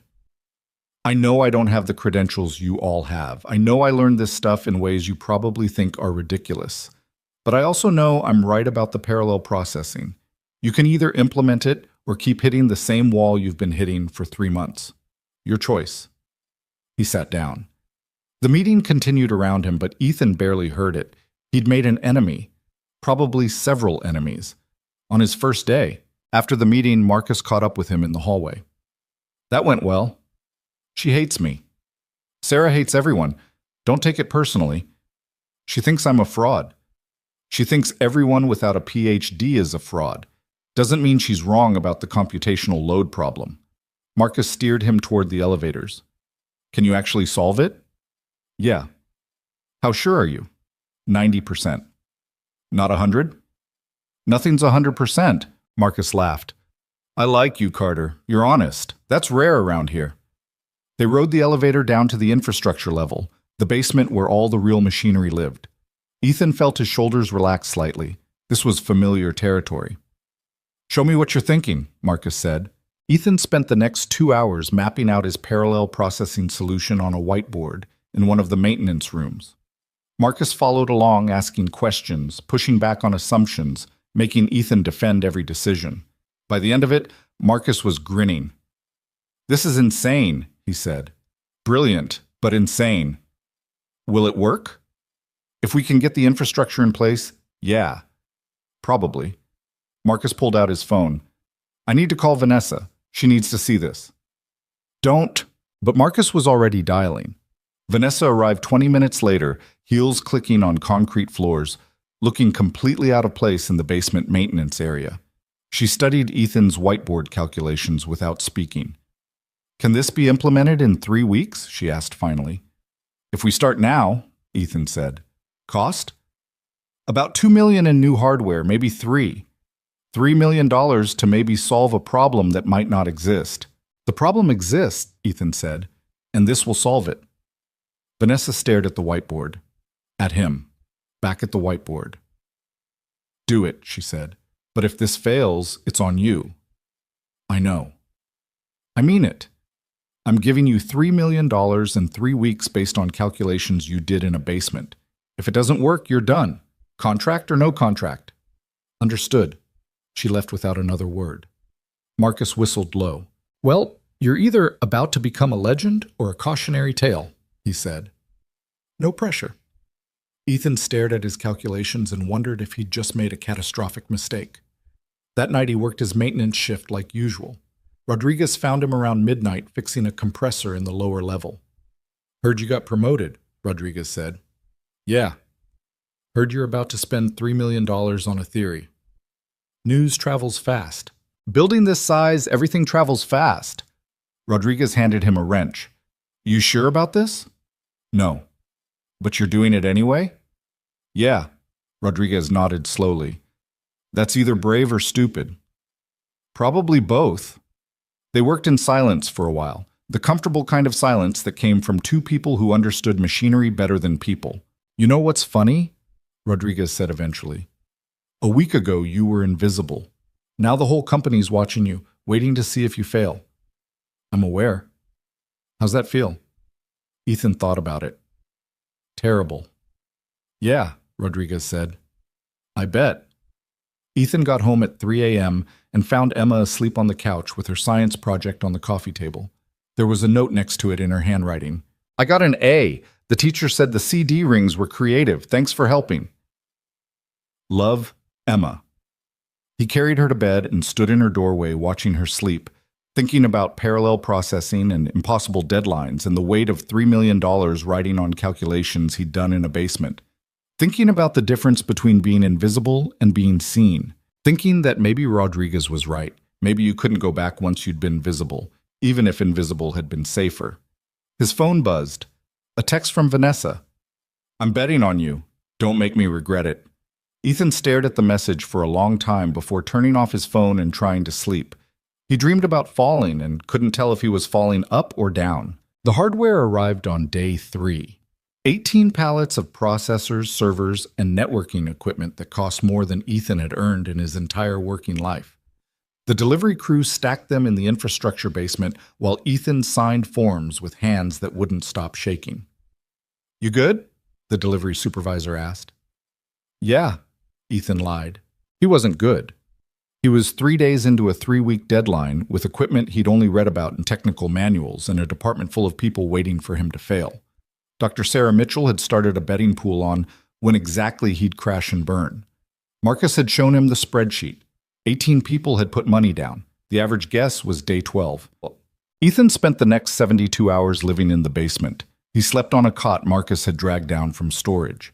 Ate vending machine food. Only went home to see Emma for a few hours each evening before returning to the maze of cables and processors that had become his entire world. Emma noticed. Of course she noticed. "You look tired," she said on day 6, watching him push food around his plate without eating it. "I'm okay." "You said that yesterday, and the day before." "I mean it this time." Emma gave him that look again, the one that said she was 8 years old and already knew when adults were lying. "Mrs. Chen says you're working too hard. Mrs. Chen talks too much. She says you're going to make yourself sick." Ethan set down his fork. "I'm fine, sweetie, I promise." "That's what Mom said before she left." The words hit like a slap. Emma went back to her homework like she hadn't just detonated a bomb in the middle of their kitchen. "Emma, I'm just saying you don't look fine. You look like you're scared." "I'm not scared. Your eyebrows are doing the thing." Ethan touched his forehead automatically. Emma was right. His eyebrows were definitely doing the thing. "Okay," he admitted. "Maybe I'm a little scared." "Of what?" "Of failing. Of letting people down. Of proving that everyone who thinks I don't belong was right all along." Emma thought about this while she worked on her math problems. "What would happen if you failed?" "I'd probably lose my job." "Then what?" "Then we'd go back to how things were before." "That doesn't sound so bad," Emma said. "Before was okay. We were happy before." Were they? Ethan tried to remember what happy had felt like before that night in the auditorium, before impossible deadlines and $3 million in hardware, before everyone was watching him. He couldn't quite recall. "I should get back to work," he said. "You just got home." "I know, but the deadline is more important than helping with my homework?" Ethan froze halfway out of his chair. Emma wasn't looking at him. She was staring at her math worksheet with an intensity that meant she was trying very hard not to cry. He sat back down. "What are you working on?" "Long division." "Show me." They spent the next hour on math problems. Emma got frustrated with remainders. Ethan got frustrated with his phone buzzing every 30 seconds. Marcus with updates, Dr. Mitchell with complaints, Vanessa with questions he didn't have answers to yet. He turned the phone off. "Better?" Emma asked. "Much better." By the time Emma went to bed, Ethan had missed 2 meetings and ignored 17 messages. He drove back to Blackstone expecting to find his office cleaned out and his access badge deactivated. Instead, he found Marcus in the basement surrounded by processors, manually configuring hardware at 2 in the morning. "You're supposed to be in meetings," Marcus said without looking up. "I was helping my daughter with homework." "Sarah's losing her mind. Says you're unprofessional, unreliable." "What do you say?" Marcus finally looked at him. "I say you've got your priorities straight. This job will eat your whole life if you let it." He gestured at the equipment. "I started on port configuration. Figured you could use the help." "You don't have to." "I know I don't have to. I want to. This solution is brilliant, and I want to see if it actually works." Marcus handed him a laptop. "Besides, Sarah's betting pool has me down for day 9. I've got money riding on you lasting longer than that." They worked through the night. By dawn, they had 12 processors configured and networked. By the end of the week, they had 30. The system was starting to take shape. Not perfect, not pretty, but functional. Dr. Mitchell appeared in the basement on day 10. She stood at the bottom of the stairs, watching them work, arms crossed, expression unreadable. "It's not going to work," she said finally. Ethan didn't look up from the server rack he was configuring. "You keep saying that. Because it's true. You're trying to force parallel processing onto an infrastructure that wasn't designed for it. The latency issues alone are being handled by the load balancing protocols Marcus built, which are untested. Everything's untested until you test it." Sarah walked closer, studying their work. "You're $3 million into an experiment based on YouTube videos and HVAC repair experience. Do you understand how insane that sounds?" "Yeah," Ethan said. "I do." "And you're not even worried?" "I'm terrified, but I'm doing it anyway." Something flickered across Sarah's face. Not quite respect. Not quite sympathy. Something complicated that disappeared quickly. I have a PhD from Stanford, she said quietly. 10 years of experience, published research, and I couldn't solve this problem. You show up with no credentials and no experience, and somehow you're the one Vanessa bets $3 million on. That bothers you. Of course it bothers me. It makes everything I've worked for seem meaningless. Ethan stopped working and turned to face her. Or maybe it means the way we measure expertise is broken. Maybe it means credentials aren't the same as capability. Easy for you to say. You're the one getting rewarded for not having them. I'm not being rewarded. I'm being tested. There's a difference. Sarah stared at him for a long moment. I hope you fail, she said. Not because I dislike you. Because if you succeed, it means I wasted 10 years of my life on education that didn't matter. She left before Ethan could respond. That was rough, Marcus said. Yeah. She's not wrong, though. If this works, it does kind of prove that the traditional path isn't the only way. Or it proves that different problems need different approaches, Ethan said. Her research is valuable. My experience is valuable. They're just valuable in different ways. You should tell her that. I don't think she wants to hear it from me. By day 15, they were behind schedule. The system was running, but the processing speeds weren't where they needed to be. Ethan spent 16 hours straight debugging code, trying to find the bottleneck. Marcus brought him coffee and sandwiches and didn't complain when Ethan forgot to eat them. At hour 17, Vanessa appeared. How bad is it? She asked. We're at 70% efficiency, need to hit 95. Can you get there? I don't know. Vanessa sat down on a server crate. She looked tired. Ethan had never seen her look tired before. The investors are getting nervous, she said. James called me 3 times today, wants to know if we're going to make the deadline. What did you tell him? That we would, but I'm not sure I believe it anymore. Ethan set down his laptop.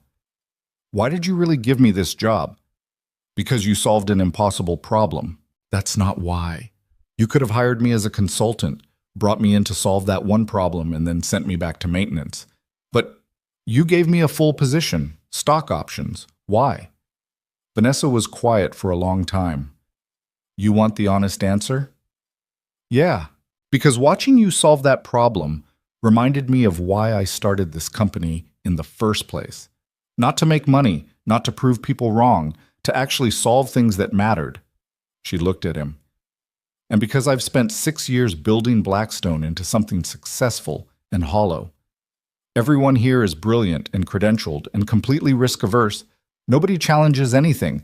Nobody tries the impossible. I'm not trying the impossible. I'm trying something that might not work. There's a difference. To everyone else in this building, those are the same thing. Vanessa stood up. If this fails, I'm not firing you. The contract says, I don't care what the contract says. If this fails, it's because I pushed you into an impossible timeline with insufficient resources. That's on me, not you. Sarah's betting pool disagrees. Sarah's betting pool can go to hell. Vanessa walked toward the stairs, then paused.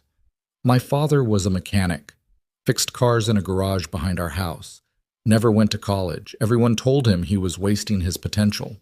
She didn't look back. He died thinking he'd failed because he never became anything more than a mechanic. I don't want you to spend your life thinking you failed because you didn't fit someone else's definition of success. She left.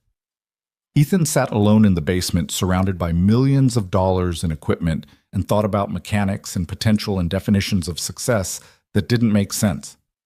His phone buzzed. Emma, can you come home? I had a bad dream. Ethan looked at his laptop, at the code that still wasn't working, at the deadline that was now 6 days away. He closed the laptop and went home. Emma was sitting on the couch with all the lights on when he arrived. Mrs. Chen had stayed with her until Ethan got there, looking worried. She wouldn't tell me what the dream was about, Mrs. Chen said quietly. Just kept asking for you. Ethan thanked her and sat down next to Emma. She immediately curled into his side. Want to talk about it? He asked. You left, Emma said. In the dream, like Mom did. You said you had to work and then you just never came back. That's not going to happen. You promise? I promise. But you're always working now. You're always tired. You're always thinking about other things. Ethan pulled her closer. You're right. I've been working too much. I'm sorry. Is the job more important than me? No. Nothing is more important than you. Then why does it feel like it is? The question broke something in him. Because Emma was right. He'd been so focused on proving he belonged, on not failing, on meeting impossible deadlines, that he'd stopped seeing what mattered. Tomorrow's Saturday, Ethan said. I'm taking the whole day off. We're going to do whatever you want. Park, movies, ice cream for breakfast, your choice. You have to work. The work can wait. But the deadline is not more important than you. Emma looked up at him with those dark eyes. You really mean it? I really mean it. They spent Saturday at the Science Museum. Emma wanted to see the planetarium show 3 times. They ate terrible museum cafeteria food and bought a book about black holes from the gift shop that Emma read cover to cover on the drive home. Ethan's phone buzzed constantly. He ignored it. Dad, you're getting a lot of messages, Emma said. I know. Aren't they important? You're more important. Emma smiled and went back to her book. Sunday morning, Marcus showed up at Ethan's apartment at 7 a.m. looking frantic. We have a problem, he said when Ethan answered the door. What kind of problem? The kind where the entire system crashed at 4 this morning, and I've been trying to fix it for 3 hours and I can't figure out what's wrong. Ethan looked back at Emma, who was eating cereal at the kitchen table and watching cartoons. I need you, Marcus said. I know you took the weekend off, but can it wait 2 hours? Ethan, the deadline is in 4 days. We don't have 2 hours. Emma appeared behind Ethan. Is everything okay? Work emergency, Ethan said. You promised, Emma said quietly. I know, and I'm not breaking that promise. I just need 2 hours to help Marcus fix something, then I'm coming right back, okay? Emma looked between them. Okay, but you have to be back by lunch. We're making pancakes. Deal. Ethan drove to Blackstone with Marcus, who spent the entire ride explaining the cascade failure that had taken down the entire parallel processing system. By the time they reached the basement, Ethan already knew what the problem was. It's the load balancing, he said. I checked the load balancing. It's fine. It's not fine. Look, the behavioral clusters are creating processing spikes that exceed the threshold Marcus set. The system sees it as an attack and shuts down. So we raise the threshold. No, we redistribute the clusters, split the large ones into smaller subgroups so the processing load stays consistent. They spent 90 minutes reconfiguring the cluster distribution. At hour 2, the system came back online. The processing speed jumped from 70% efficiency to 88. Holy shit, Marcus said. It's working. Almost working. Still need to hit 95. But it's actually working. Ethan checked his watch. I have to go. Now? We're so close. I promised Emma I'd be back by lunch. I'm already late. He left Marcus in the basement and drove home 15 minutes past the time he'd promised. Emma was waiting on the porch. You're late, she said. I know. I'm sorry. You said 2 hours. The problem took longer than I thought, but I'm here now, ready to make pancakes. They made pancakes. Terrible pancakes that were burnt on the outside and raw in the middle, but Emma didn't care. She covered hers in syrup and declared them perfect. Ethan's phone buzzed. Vanessa. Marcus says you fixed it. How close are we? He typed back with one hand while flipping pancakes with the other. 88% efficiency. Need 95%. We'll hit it by Wednesday. You sure? No. But I'll do it anyway. 3 dots appeared, then disappeared, then appeared again. Take the rest of the day off. That's an order. Ethan showed Emma the message. Looks like I'm all yours. Good, Emma said, because I want to go to the park and practice for field day, and this time we're going to win the 3-legged race. They didn't win the 3-legged race. They fell over 6 times and came in dead last. But Emma laughed the whole time, and that felt like winning anyway. Monday morning, Ethan arrived at Blackstone to find Sarah Mitchell waiting outside his office. We need to talk, she said. Okay. She followed him inside and closed the door. I've been reviewing your cluster distribution model. And it's brilliant. I spent all weekend trying to find flaws, and I can't. The mathematics are sound. The application is innovative. It's actually going to work. That bothers you. Terrifies me, Sarah admitted, because it means everything I thought I knew about how problems get solved is wrong. It just means there's more than one way to solve things. I said some unfair things to you, Sarah said, about YouTube and HVAC repair. I was being condescending because I was threatened. I know. That doesn't make it okay. No, but I understand it. Sarah sat down in the chair across from his desk.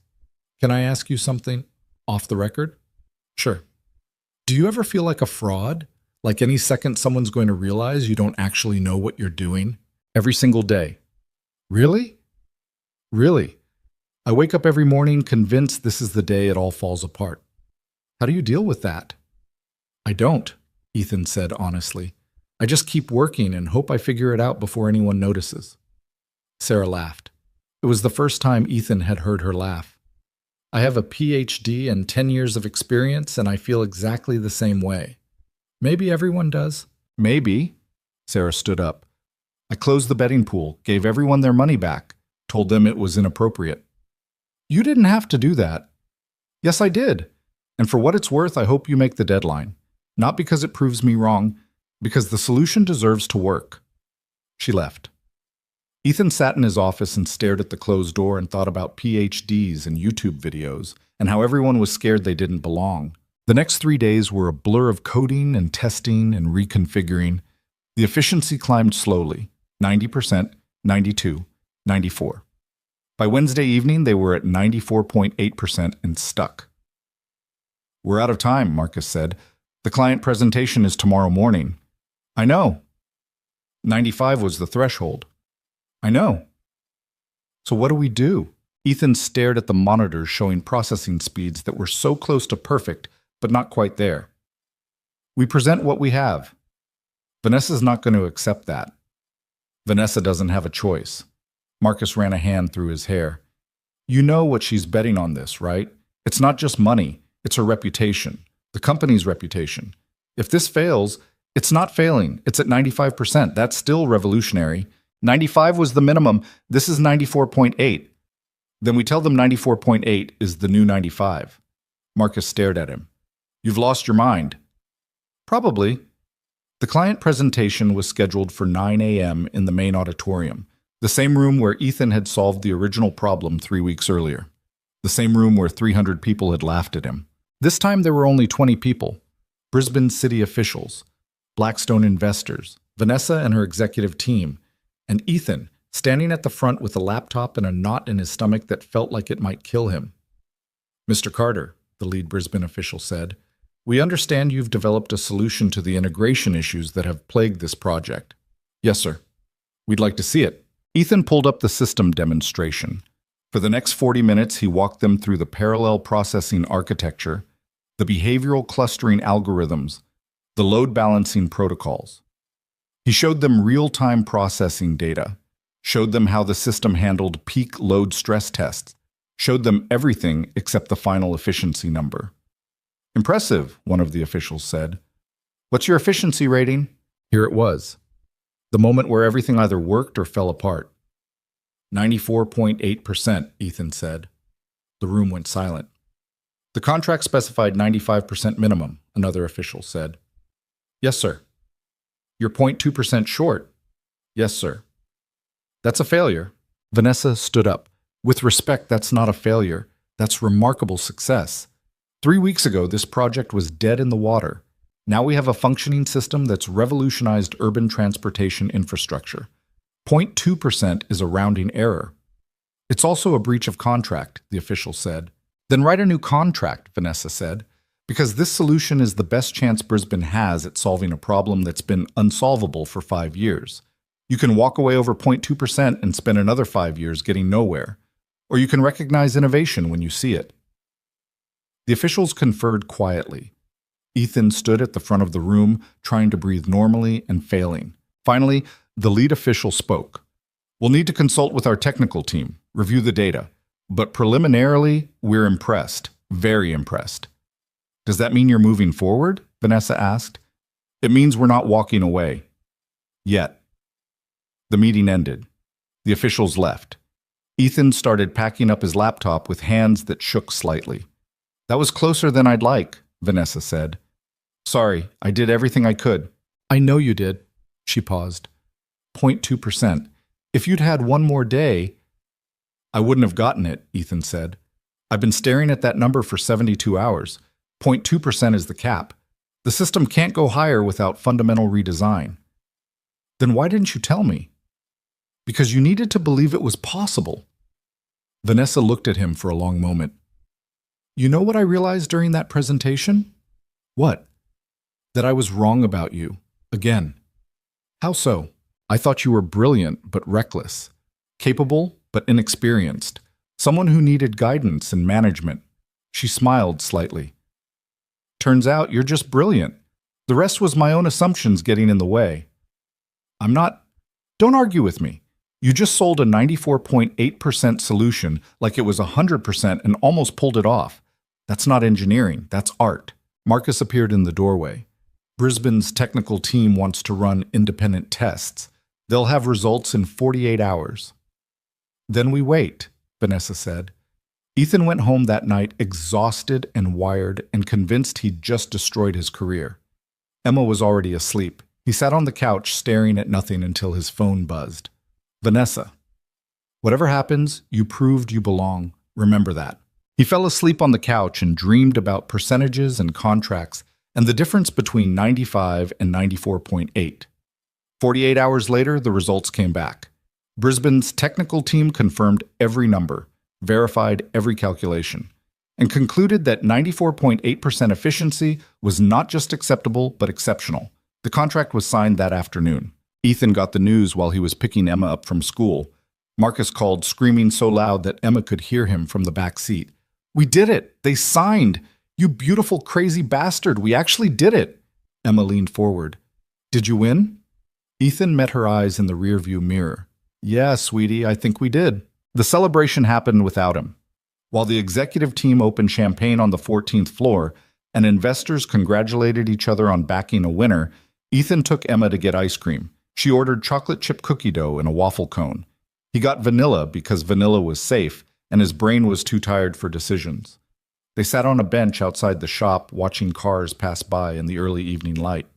You seem sad, Emma said. I'm not sad. You're doing the eyebrow thing. Ethan touched his forehead. I need to figure out how to stop doing that. Why aren't you at the party? Because I wanted to be here with you. But you won. Don't people celebrate when they win? Ethan thought about the auditorium full of people who'd laughed at him a month ago, who were probably congratulating themselves right now on having the vision to support his project. About Vanessa giving speeches to investors about innovation and risk-taking. About Dr. Mitchell probably analyzing what went right so she could replicate it. Sometimes winning feels stranger than losing, he said. Emma licked melting ice cream off her hand. That doesn't make sense. I know. His phone had been buzzing for an hour straight. Messages from people he barely knew, suddenly wanting to congratulate him, grab coffee, discuss opportunities. The maintenance crew had sent a group text with celebrations and some good-natured ribbing about him forgetting his roots. Rodriguez had sent a simple message. Told you to watch your back. Hope I was wrong. Ethan stared at that message longer than the others. When they got home, there was a moving truck parked outside their apartment building. A family Ethan didn't recognize was loading furniture into the unit 2 doors down from theirs. The mother looked exhausted. The father was arguing with the movers about a damaged table. 2 kids sat on the stairs looking lost. Ethan recognized that look. He'd worn it himself 8 years ago when he'd moved here with a 6-month-old baby and a future that felt like drowning. New neighbors, Emma observed. Looks like it. They went inside. The apartment felt smaller than it had a month ago. Not because anything had changed physically, but because Ethan had spent 3 weeks working in offices with windows and conference rooms bigger than his entire living space. Perspective was strange that way. Emma went to her room to work on homework. Ethan sat at the kitchen table and finally opened his laptop to check his email. 347 unread messages. He closed the laptop. The celebration moved to a high-end restaurant downtown. Ethan knew this because Marcus texted him the address 4 times along with increasingly desperate pleas to show up. Vanessa sent a single message. Your absence is noted and frankly rude. Get here. Ethan texted back. Taking my daughter to the movies. We'll celebrate later. 3 dots appeared immediately, then disappeared, then appeared again. There is no later. This is your victory. Own it. I'll own it tomorrow. He took Emma to see an animated movie about a robot who learned to feel emotions. Emma cried during the sad parts. Ethan did too, though he pretended he didn't. Afterward, they got pizza from the place with the torn booth seats and the owner who always gave Emma extra Parmesan cheese. "This is better than a fancy party, right?" Emma asked. "Much better." "You're lying." "A little bit," Ethan admitted, "but I'd rather be here anyway." "Why?" "Because parties are about impressing people. This is about being with you, and you're the only person I actually care about impressing." Emma smiled and went back to picking pepperoni off her pizza. "I'm already impressed. You did the thing that everyone said you couldn't do."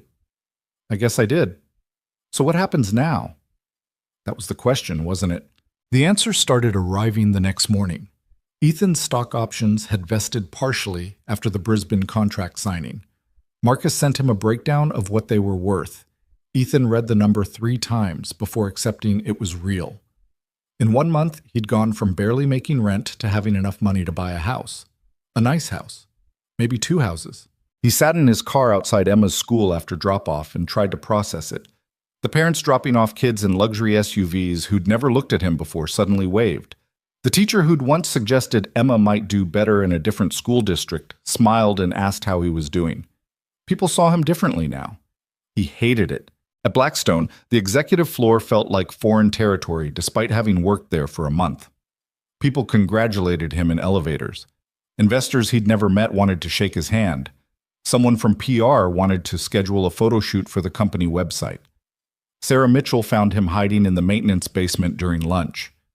"You know you're allowed to use the executive cafeteria now," she said. "The food's better down here." "The food down here comes from vending machines." Exactly. No pressure, no small talk, just processed cheese and regret. Sarah sat down on a workbench next to him. "You're not enjoying this. Is it that obvious? You solved an impossible problem, secured a multi-billion-dollar contract, and you're eating lunch alone in a basement. So yeah, kind of obvious." Ethan unwrapped a sandwich that had probably been in the vending machine since before he started working at Blackstone. "I thought winning would feel different." "How so?" "I don't know. More satisfying? Less complicated?" "Winning is always complicated," Sarah said, "especially when you win by being different instead of following the rules everyone else follows. It makes people uncomfortable, makes them question their own choices." "Is that what I did to you?" "Yes. And I needed it." Sarah pulled out her own lunch, something healthy and homemade that made Ethan's vending machine sandwich look even more depressing.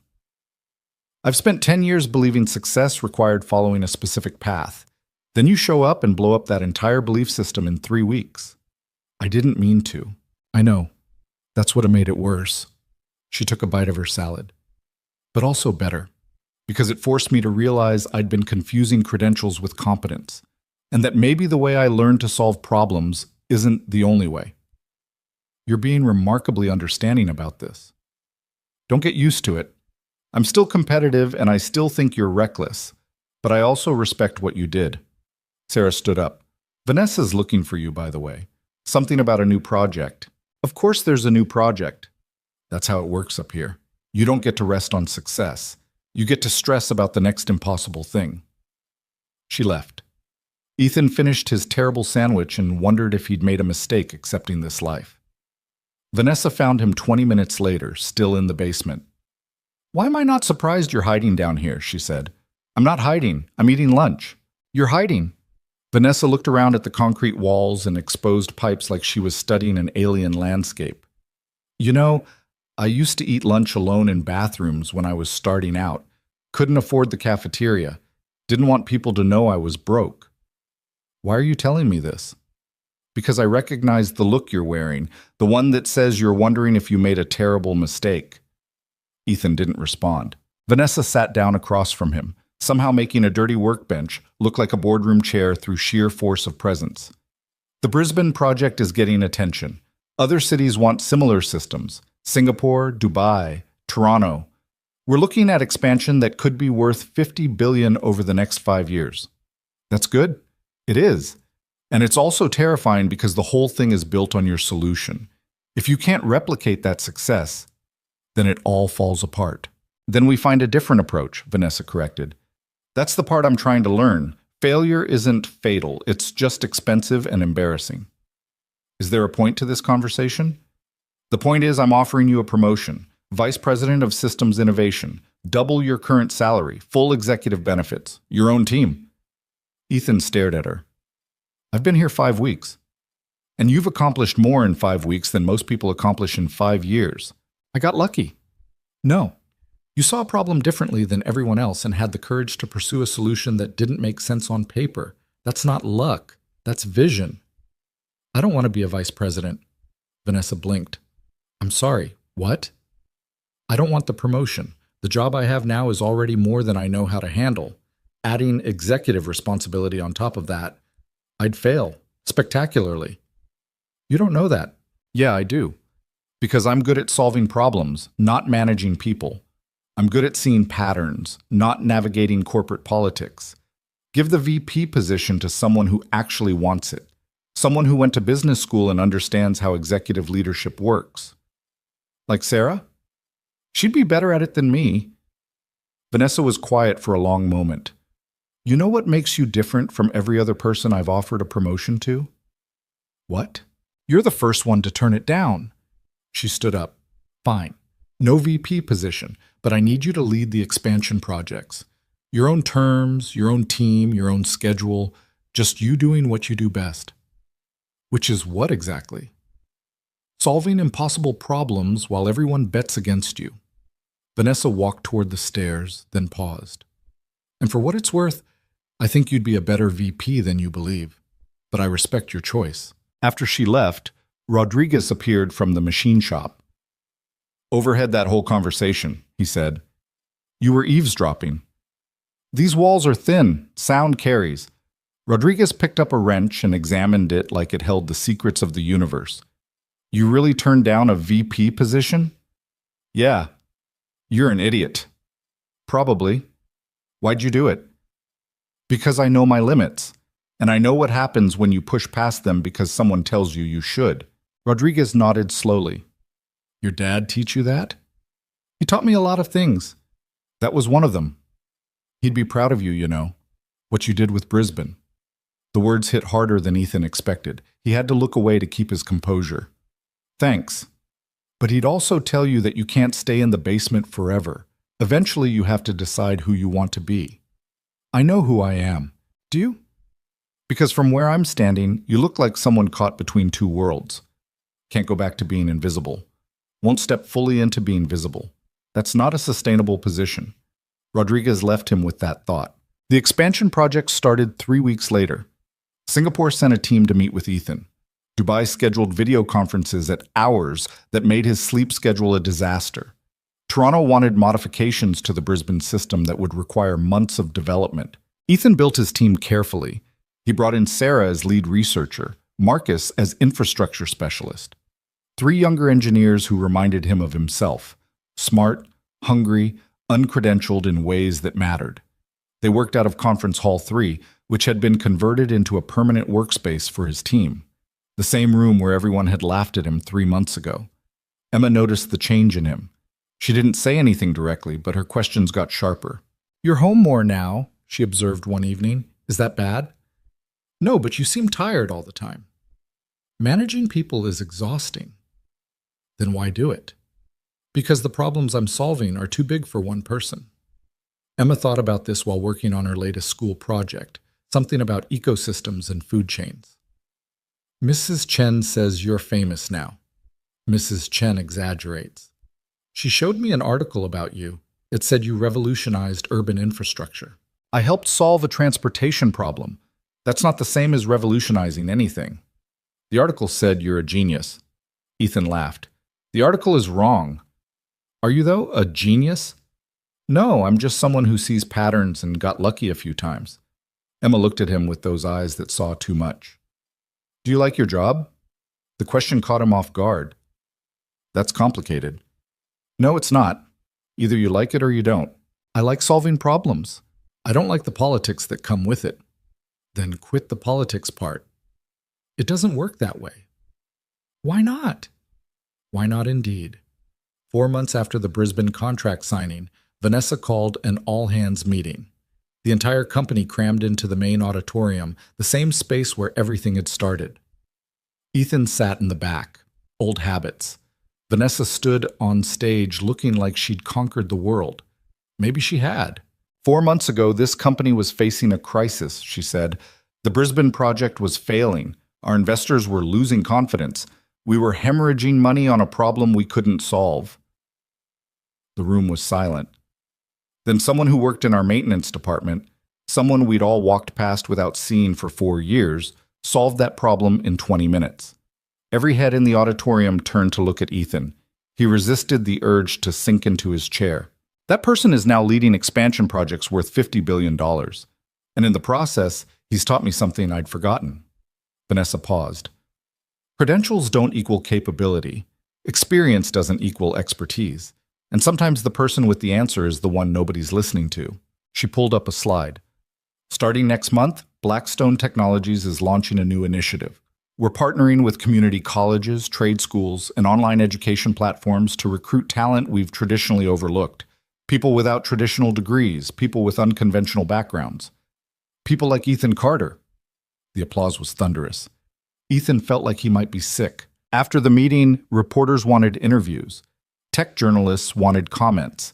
Someone from a university wanted to discuss a speaking engagement. Ethan slipped out the side exit and found himself in the basement again. The maintenance shop was quiet. Rodriguez was rebuilding a compressor motor. "Heard the speech," Rodriguez said. "I'm sure the whole building heard the speech. You know what the guys down here are saying?" "I'm afraid to ask." "They're saying you sold out. Became one of them. Forgot where you came from." The words stung more than they should have. "What do you think?" Rodriguez set down his tools. "I think you're trying to be two people at once. The maintenance guy who fixes machines and doesn't make waves, and the executive who solves billion-dollar problems and gets his name in articles. And I think you're exhausting yourself trying to be both." "What if I don't want to choose?" "Then you'll keep being miserable, because you can't serve two masters. Eventually you have to pick one." "That's not fair." "Life rarely is." Ethan left the basement and found Vanessa in her office, reviewing contracts. "I need to talk to you," he said. She looked up. "About?" "About who I am and what I'm doing here." Vanessa set down her pen. "I'm listening." "I don't belong in executive meetings. I don't belong in photo shoots or press conferences or university speaking engagements. I'm good at solving specific technical problems. That's it. That's all I am." "That's all you think you are." "It's all I want to be." Vanessa studied him. "What are you asking for?" "Let me stay in the basement. Let me work with my team on actual problems instead of spending half my time in meetings that don't accomplish anything. Let me be what I'm actually good at instead of what you think I should be." "You're asking me to let you hide." "I'm asking you to let me work." The silence stretched out uncomfortably. "Fine," Vanessa said finally. "You can work from wherever you want, basement, conference hall, your apartment. I don't care. But you're still leading these expansion projects. You're still responsible for deliverables, and you're still coming to the meetings that actually matter. Deal." "And Ethan, stop trying to stay invisible. You can't put that genie back in the bottle. The world sees you now. You can either be uncomfortable with that or you can own it." "What if I don't want to own it?" "Then you're going to be uncomfortable for a very long time." 6 months after everything started, Ethan and his team delivered the Singapore system. It worked better than Brisbane. Dubai came online 3 months later. Toronto 6 months after that. Each success made the next project more complicated. More stakeholders. More pressure. More people watching to see if he could keep delivering miracles. Ethan stopped sleeping well. Started drinking too much coffee. Skipped meals. The stress showed in the lines appearing on his face. The weight he was losing. The way Emma watched him with worried eyes. "You're doing the eyebrow thing again," she said one evening. "I know." "Are you okay?" "No." The honesty surprised both of them. "What's wrong?" Emma asked. "I don't know how to do this. Any of this. I'm good at solving problems, but every problem I solve creates 5 new ones. And I don't know how to manage teams or handle media attention or navigate corporate politics. I'm drowning, Emma, and I don't know how to stop." Emma was quiet for a minute. Then she said, "Remember when I tried to do my science project all by myself, and it was a disaster?" "Yeah. And you told me that asking for help wasn't the same as failing. It was just being smart about knowing your limits. I did say that. Maybe you should take your own advice.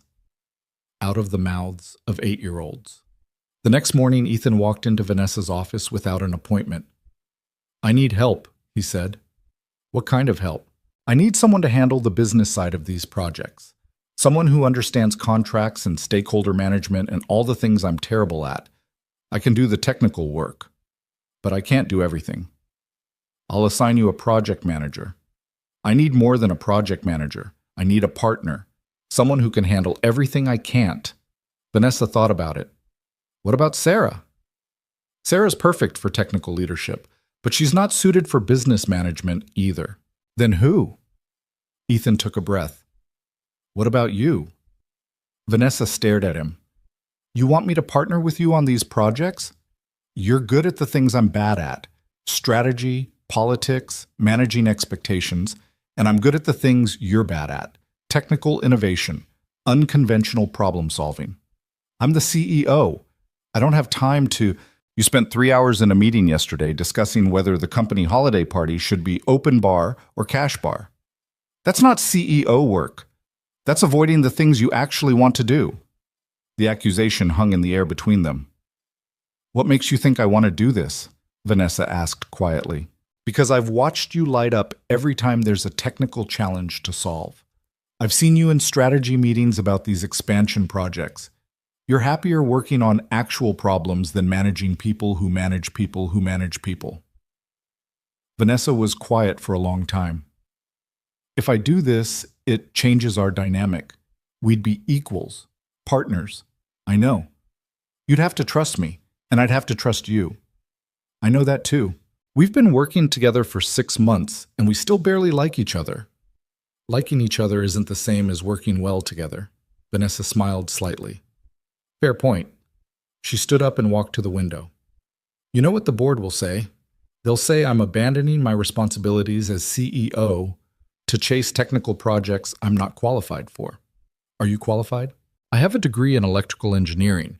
Built this company's first 3 products myself before we had the money to hire engineers. So yes, I'm qualified. I just haven't done that kind of work in 6 years. Maybe it's time to start again. Vanessa turned to face him. If we do this, I need you to meet me halfway. I'll handle the business side, but you have to handle the visibility, the interviews, the presentations, the parts you hate. Why? Because people need to see who you are. Not the credentials you don't have or the background you're ashamed of. You, the person who solves impossible problems. That matters more than you think. I'm not ashamed of my background. Then stop hiding from it. They stared at each other. 2 people who'd started as CEO and janitor, who'd become something more complicated in the months since. Partners? Ethan said. Partners? Vanessa agreed. But I'm still your boss. Technically. Not technically. Actually. They shook hands. Ethan felt like he'd just made either the best decision of his life or the worst.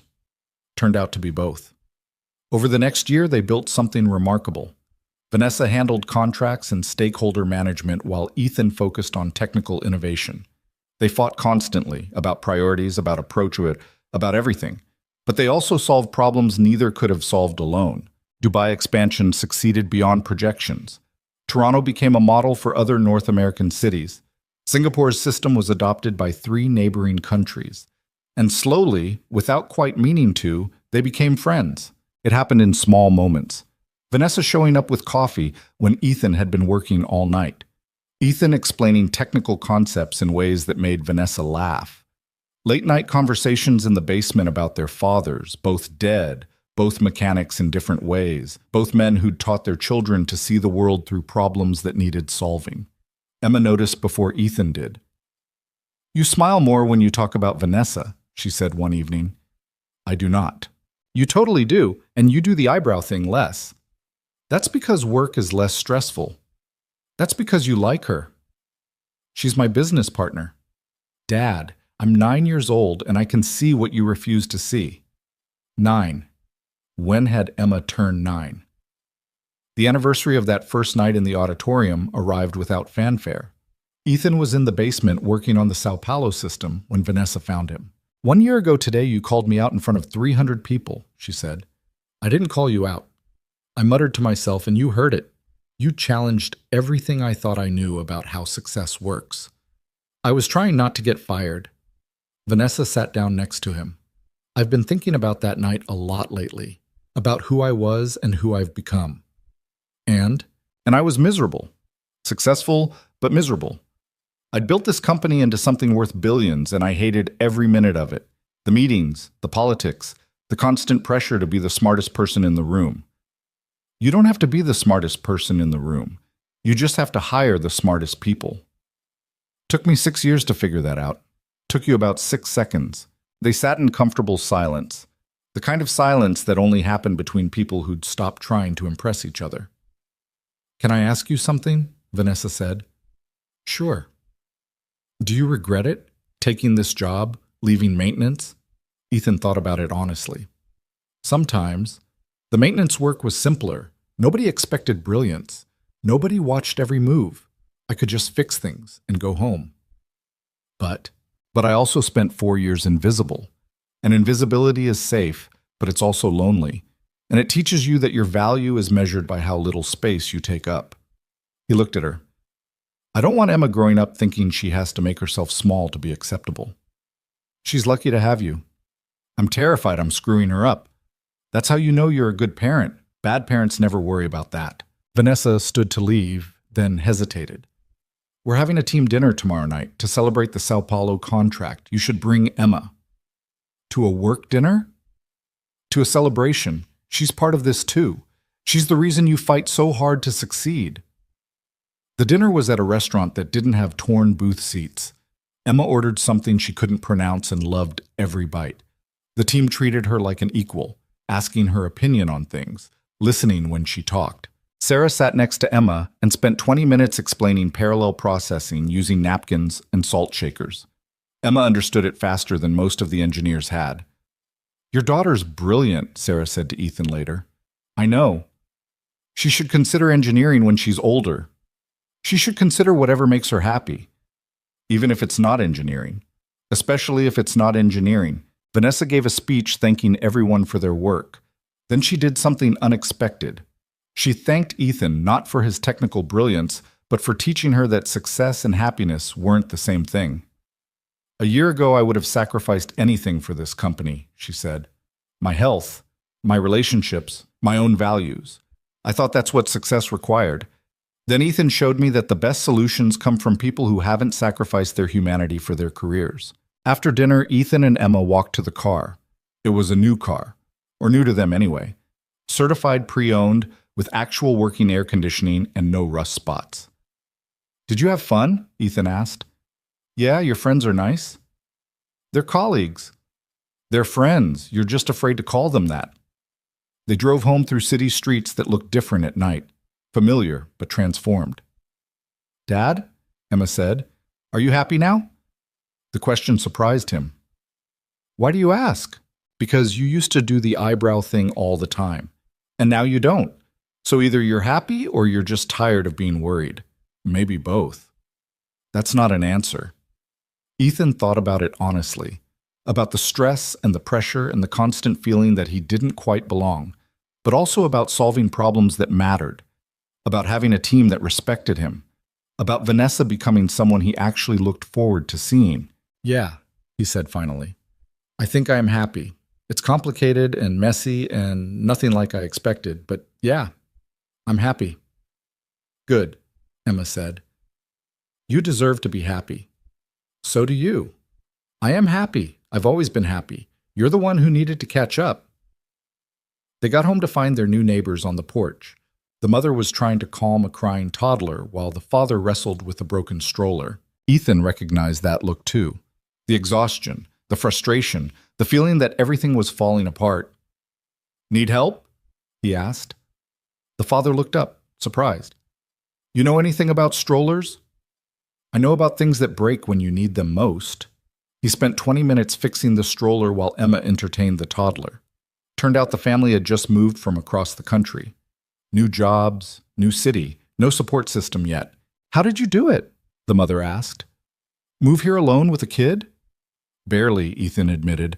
I worked nights, slept during the day, made a lot of mistakes, but we figured it out eventually. When does it get easier? I'll let you know when it does. The mother laughed, surprised. Everyone else tells me it gets easier. Everyone else is lying to make you feel better. It doesn't get easier. You just get better at handling it. That's either really honest or really depressing. Both, Ethan said, but also true. He gave them his number, told them to reach out if they needed anything. The kind of help nobody had offered him 8 years ago. Back inside, Emma was getting ready for bed. That was nice, she said, helping them. Yeah. Is that what you do now? Help people? I solve problems. Sometimes that's the same thing. And sometimes solving the problem is easy. Helping the person is harder. Emma hugged him goodnight. I'm proud of you, Dad. For what? For becoming the person you needed when you were scared. She went to brush her teeth. Ethan stood in the hallway, trying not to cry. 2 years after that night in the auditorium, Blackstone Technologies had implemented Ethan's systems in 43 cities across 6 continents. The company's value had tripled. Ethan's stock options had made him wealthy in ways that still didn't feel real. But more importantly, he'd changed how the company thought about talent. The initiative Vanessa had announced recruited over 200 people from non-traditional backgrounds. Some succeeded, some didn't. But they all got a chance. Ethan still worked maintenance 2 nights a week, not because he had to, but because it kept him grounded, reminded him where he came from, gave him space to think without pressure. Rodriguez retired and gave Ethan his favorite wrench. In case you forget how to actually fix things instead of just designing them, he said. Emma turned 12 and won the regional science fair with a project about behavioral clustering in pedestrian traffic patterns. Ethan tried not to cry during her presentation and failed completely. And Vanessa stopped being just his business partner. It happened gradually. Working dinners that became actual dinners. Conversations about work that became conversations about life. The realization that they'd both been lonely for years and had found something neither expected in each other. This is complicated, Vanessa said one evening. They were in the basement, their favorite place to talk when the executive floor got too loud. Everything worth doing is complicated, Ethan replied. I'm technically still your boss. Technically. The board would have opinions. The board has opinions about everything, doesn't make them right. Vanessa looked at him with those gray eyes that had terrified him 2 years ago and now just made him feel seen. I spent 6 years being someone I hated because I thought that's what success required. You taught me that was wrong. I didn't teach you anything. You figured it out yourself. No. You showed me what it looked like to succeed without sacrificing who you are. That mattered. I sacrificed plenty. Ask Emma about all the nights I wasn't there. But you came back. You kept showing up. You didn't let the work turn you into someone she wouldn't recognize. Vanessa paused. That's harder than it sounds. Everything's harder than it sounds. They sat in comfortable silence, the kind built over 2 years of fighting and failing and succeeding together. My father would have liked you, Ethan said eventually. Mine would have thought you were crazy. No credentials, no business plan, just brilliance and stubbornness. He'd be right. I am crazy. We both are, Vanessa said. That's why this works. 3 years after that night in the auditorium, they moved Blackstone's headquarters to a new building. Ethan insisted on designing the maintenance levels himself. Made sure they had good lighting, comfortable break rooms, equipment that actually worked. Made sure the people who kept the building running weren't invisible. Emma was 13 and already talking about college. She wanted to study behavioral psychology and urban planning, wanted to understand why people made the choices they did. Wonder where she got that from, Vanessa said, amused. No idea, Ethan replied. The anniversary of that first night arrived. This time, Vanessa insisted on marking it properly. She gathered the original team in Conference Hall 3, the same room where everything started. 3 years ago, she said, I was CEO of a company worth $8 billion. I had everything I thought I wanted, and I was more miserable than I'd been in my entire life. The room was silent. Then a maintenance worker I'd never bothered to learn the name of solved a problem in 20 minutes that our entire engineering department had failed to solve in 3 months. And in doing so, he taught me that I'd been measuring success wrong. She looked at Ethan. Success isn't about how much money you make or how impressive your credentials are. It's about whether you're solving problems that matter and whether you're becoming someone you're proud to be. Everything else is just noise. Marcus started applauding, then Sarah, then the entire room. Also, Vanessa continued, Ethan and I have an announcement. Ethan stood up, suddenly nervous. They'd talked about this, agreed it was time, but saying it out loud made it real. Vanessa's stepping down as CEO, he said. Sarah's taking over. Vanessa and I are starting a separate division focused on urban infrastructure innovation. We'll still be part of Blackstone, but operating independently. The room erupted in questions. Vanessa held up a hand. I spent 6 years building this company. I'm incredibly proud of what we've accomplished.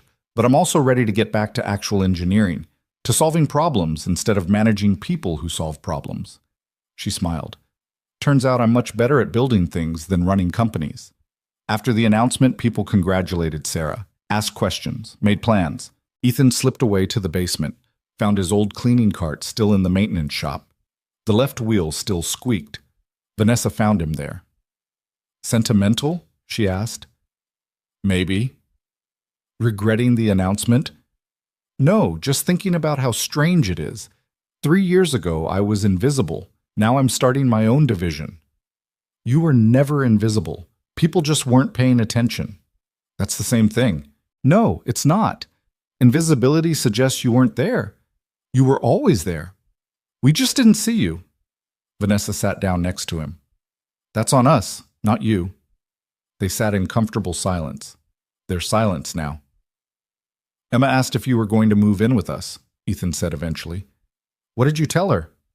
That it was complicated. It doesn't have to be. You're sure about this? About us? About everything? Vanessa took his hand. I'm sure that 3 years ago you challenged everything I thought I knew about success. I'm sure that working with you has made me happier than I've been in a decade. And I'm sure that Emma deserves to see what it looks like when two people figure out how to build something together.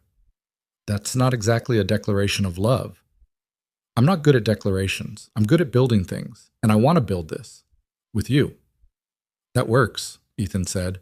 They sat in the basement where it had all started, where a maintenance worker had spent 4 years invisible before becoming visible, where a CEO had hidden from the parts of herself that actually mattered. Above them, the building hummed with people doing important work. Below them, machines kept everything running while nobody paid attention. Ethan had learned to exist in both worlds, to be visible when it mattered and invisible when it didn't, to solve problems that changed cities while still fixing broken machinery in basements, to be proud of where he came from while moving toward where he was going. That night he picked Emma up from school. She immediately knew something was different. You're doing a thing with your face, she said. What kind of thing? A happy thing. It's weird. I'm not used to it. Get used to it, Ethan said. Vanessa and I are starting our own division, and she's moving in with us, if that's okay with you. Emma was quiet for a minute. Then she said, Is she going to try to be my mom? No, your mom is your mom, even though she's not here. Vanessa is just Vanessa, someone who cares about you and wants to be part of our family. Okay? That's it? Okay? What else am I supposed to say? I like Vanessa. She's smart. She makes you happy. And she helped me with my science fair project without being condescending. Emma paused. Plus, she has good taste in ice cream. That's your criteria? Ice cream? It's an important criteria. They drove home through streets that had become familiar, past the school where Emma had grown up, past the apartment where they'd started, past Blackstone Technologies where everything had changed. Dad, Emma said, do you think Mom would be proud of you, of what you've become? The question caught him off guard. I don't know. Maybe. I think she would be. Even though she left, I think she'd be proud that you didn't give up, that you kept going and kept being a good dad.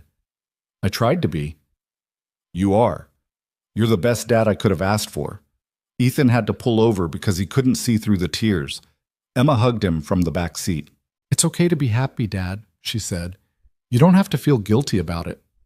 When did you get so wise? I've always been wise. You're just finally paying attention. They sat in the parked car while traffic moved around them. Father and daughter, maintenance worker and executive, invisible and visible, all of it true at once. That night, Ethan sat on his porch, their new porch, in the house they'd bought 6 months ago with the money from stock options that still didn't feel real, and thought about the journey from there to here, about being laughed at in an auditorium and proving everyone wrong, about Vanessa learning to be human again, about Emma growing up watching her father refuse to become someone he wasn't, about the difference between credentials and capability, about how success looked different than he'd imagined and better than he'd hoped. His phone buzzed. Marcus. Heard about the new division. Congrats, man. You've come a long way from the guy who fixed my broken AC. I still fix your broken AC, Ethan typed back. Yeah, but now you do it between solving billion-dollar problems. That's called range. Ethan smiled and put his phone away. Vanessa pulled up in her car, still the same expensive car she'd driven 3 years ago, but now it looked less like armor and more like just a car. Emma asleep? She asked.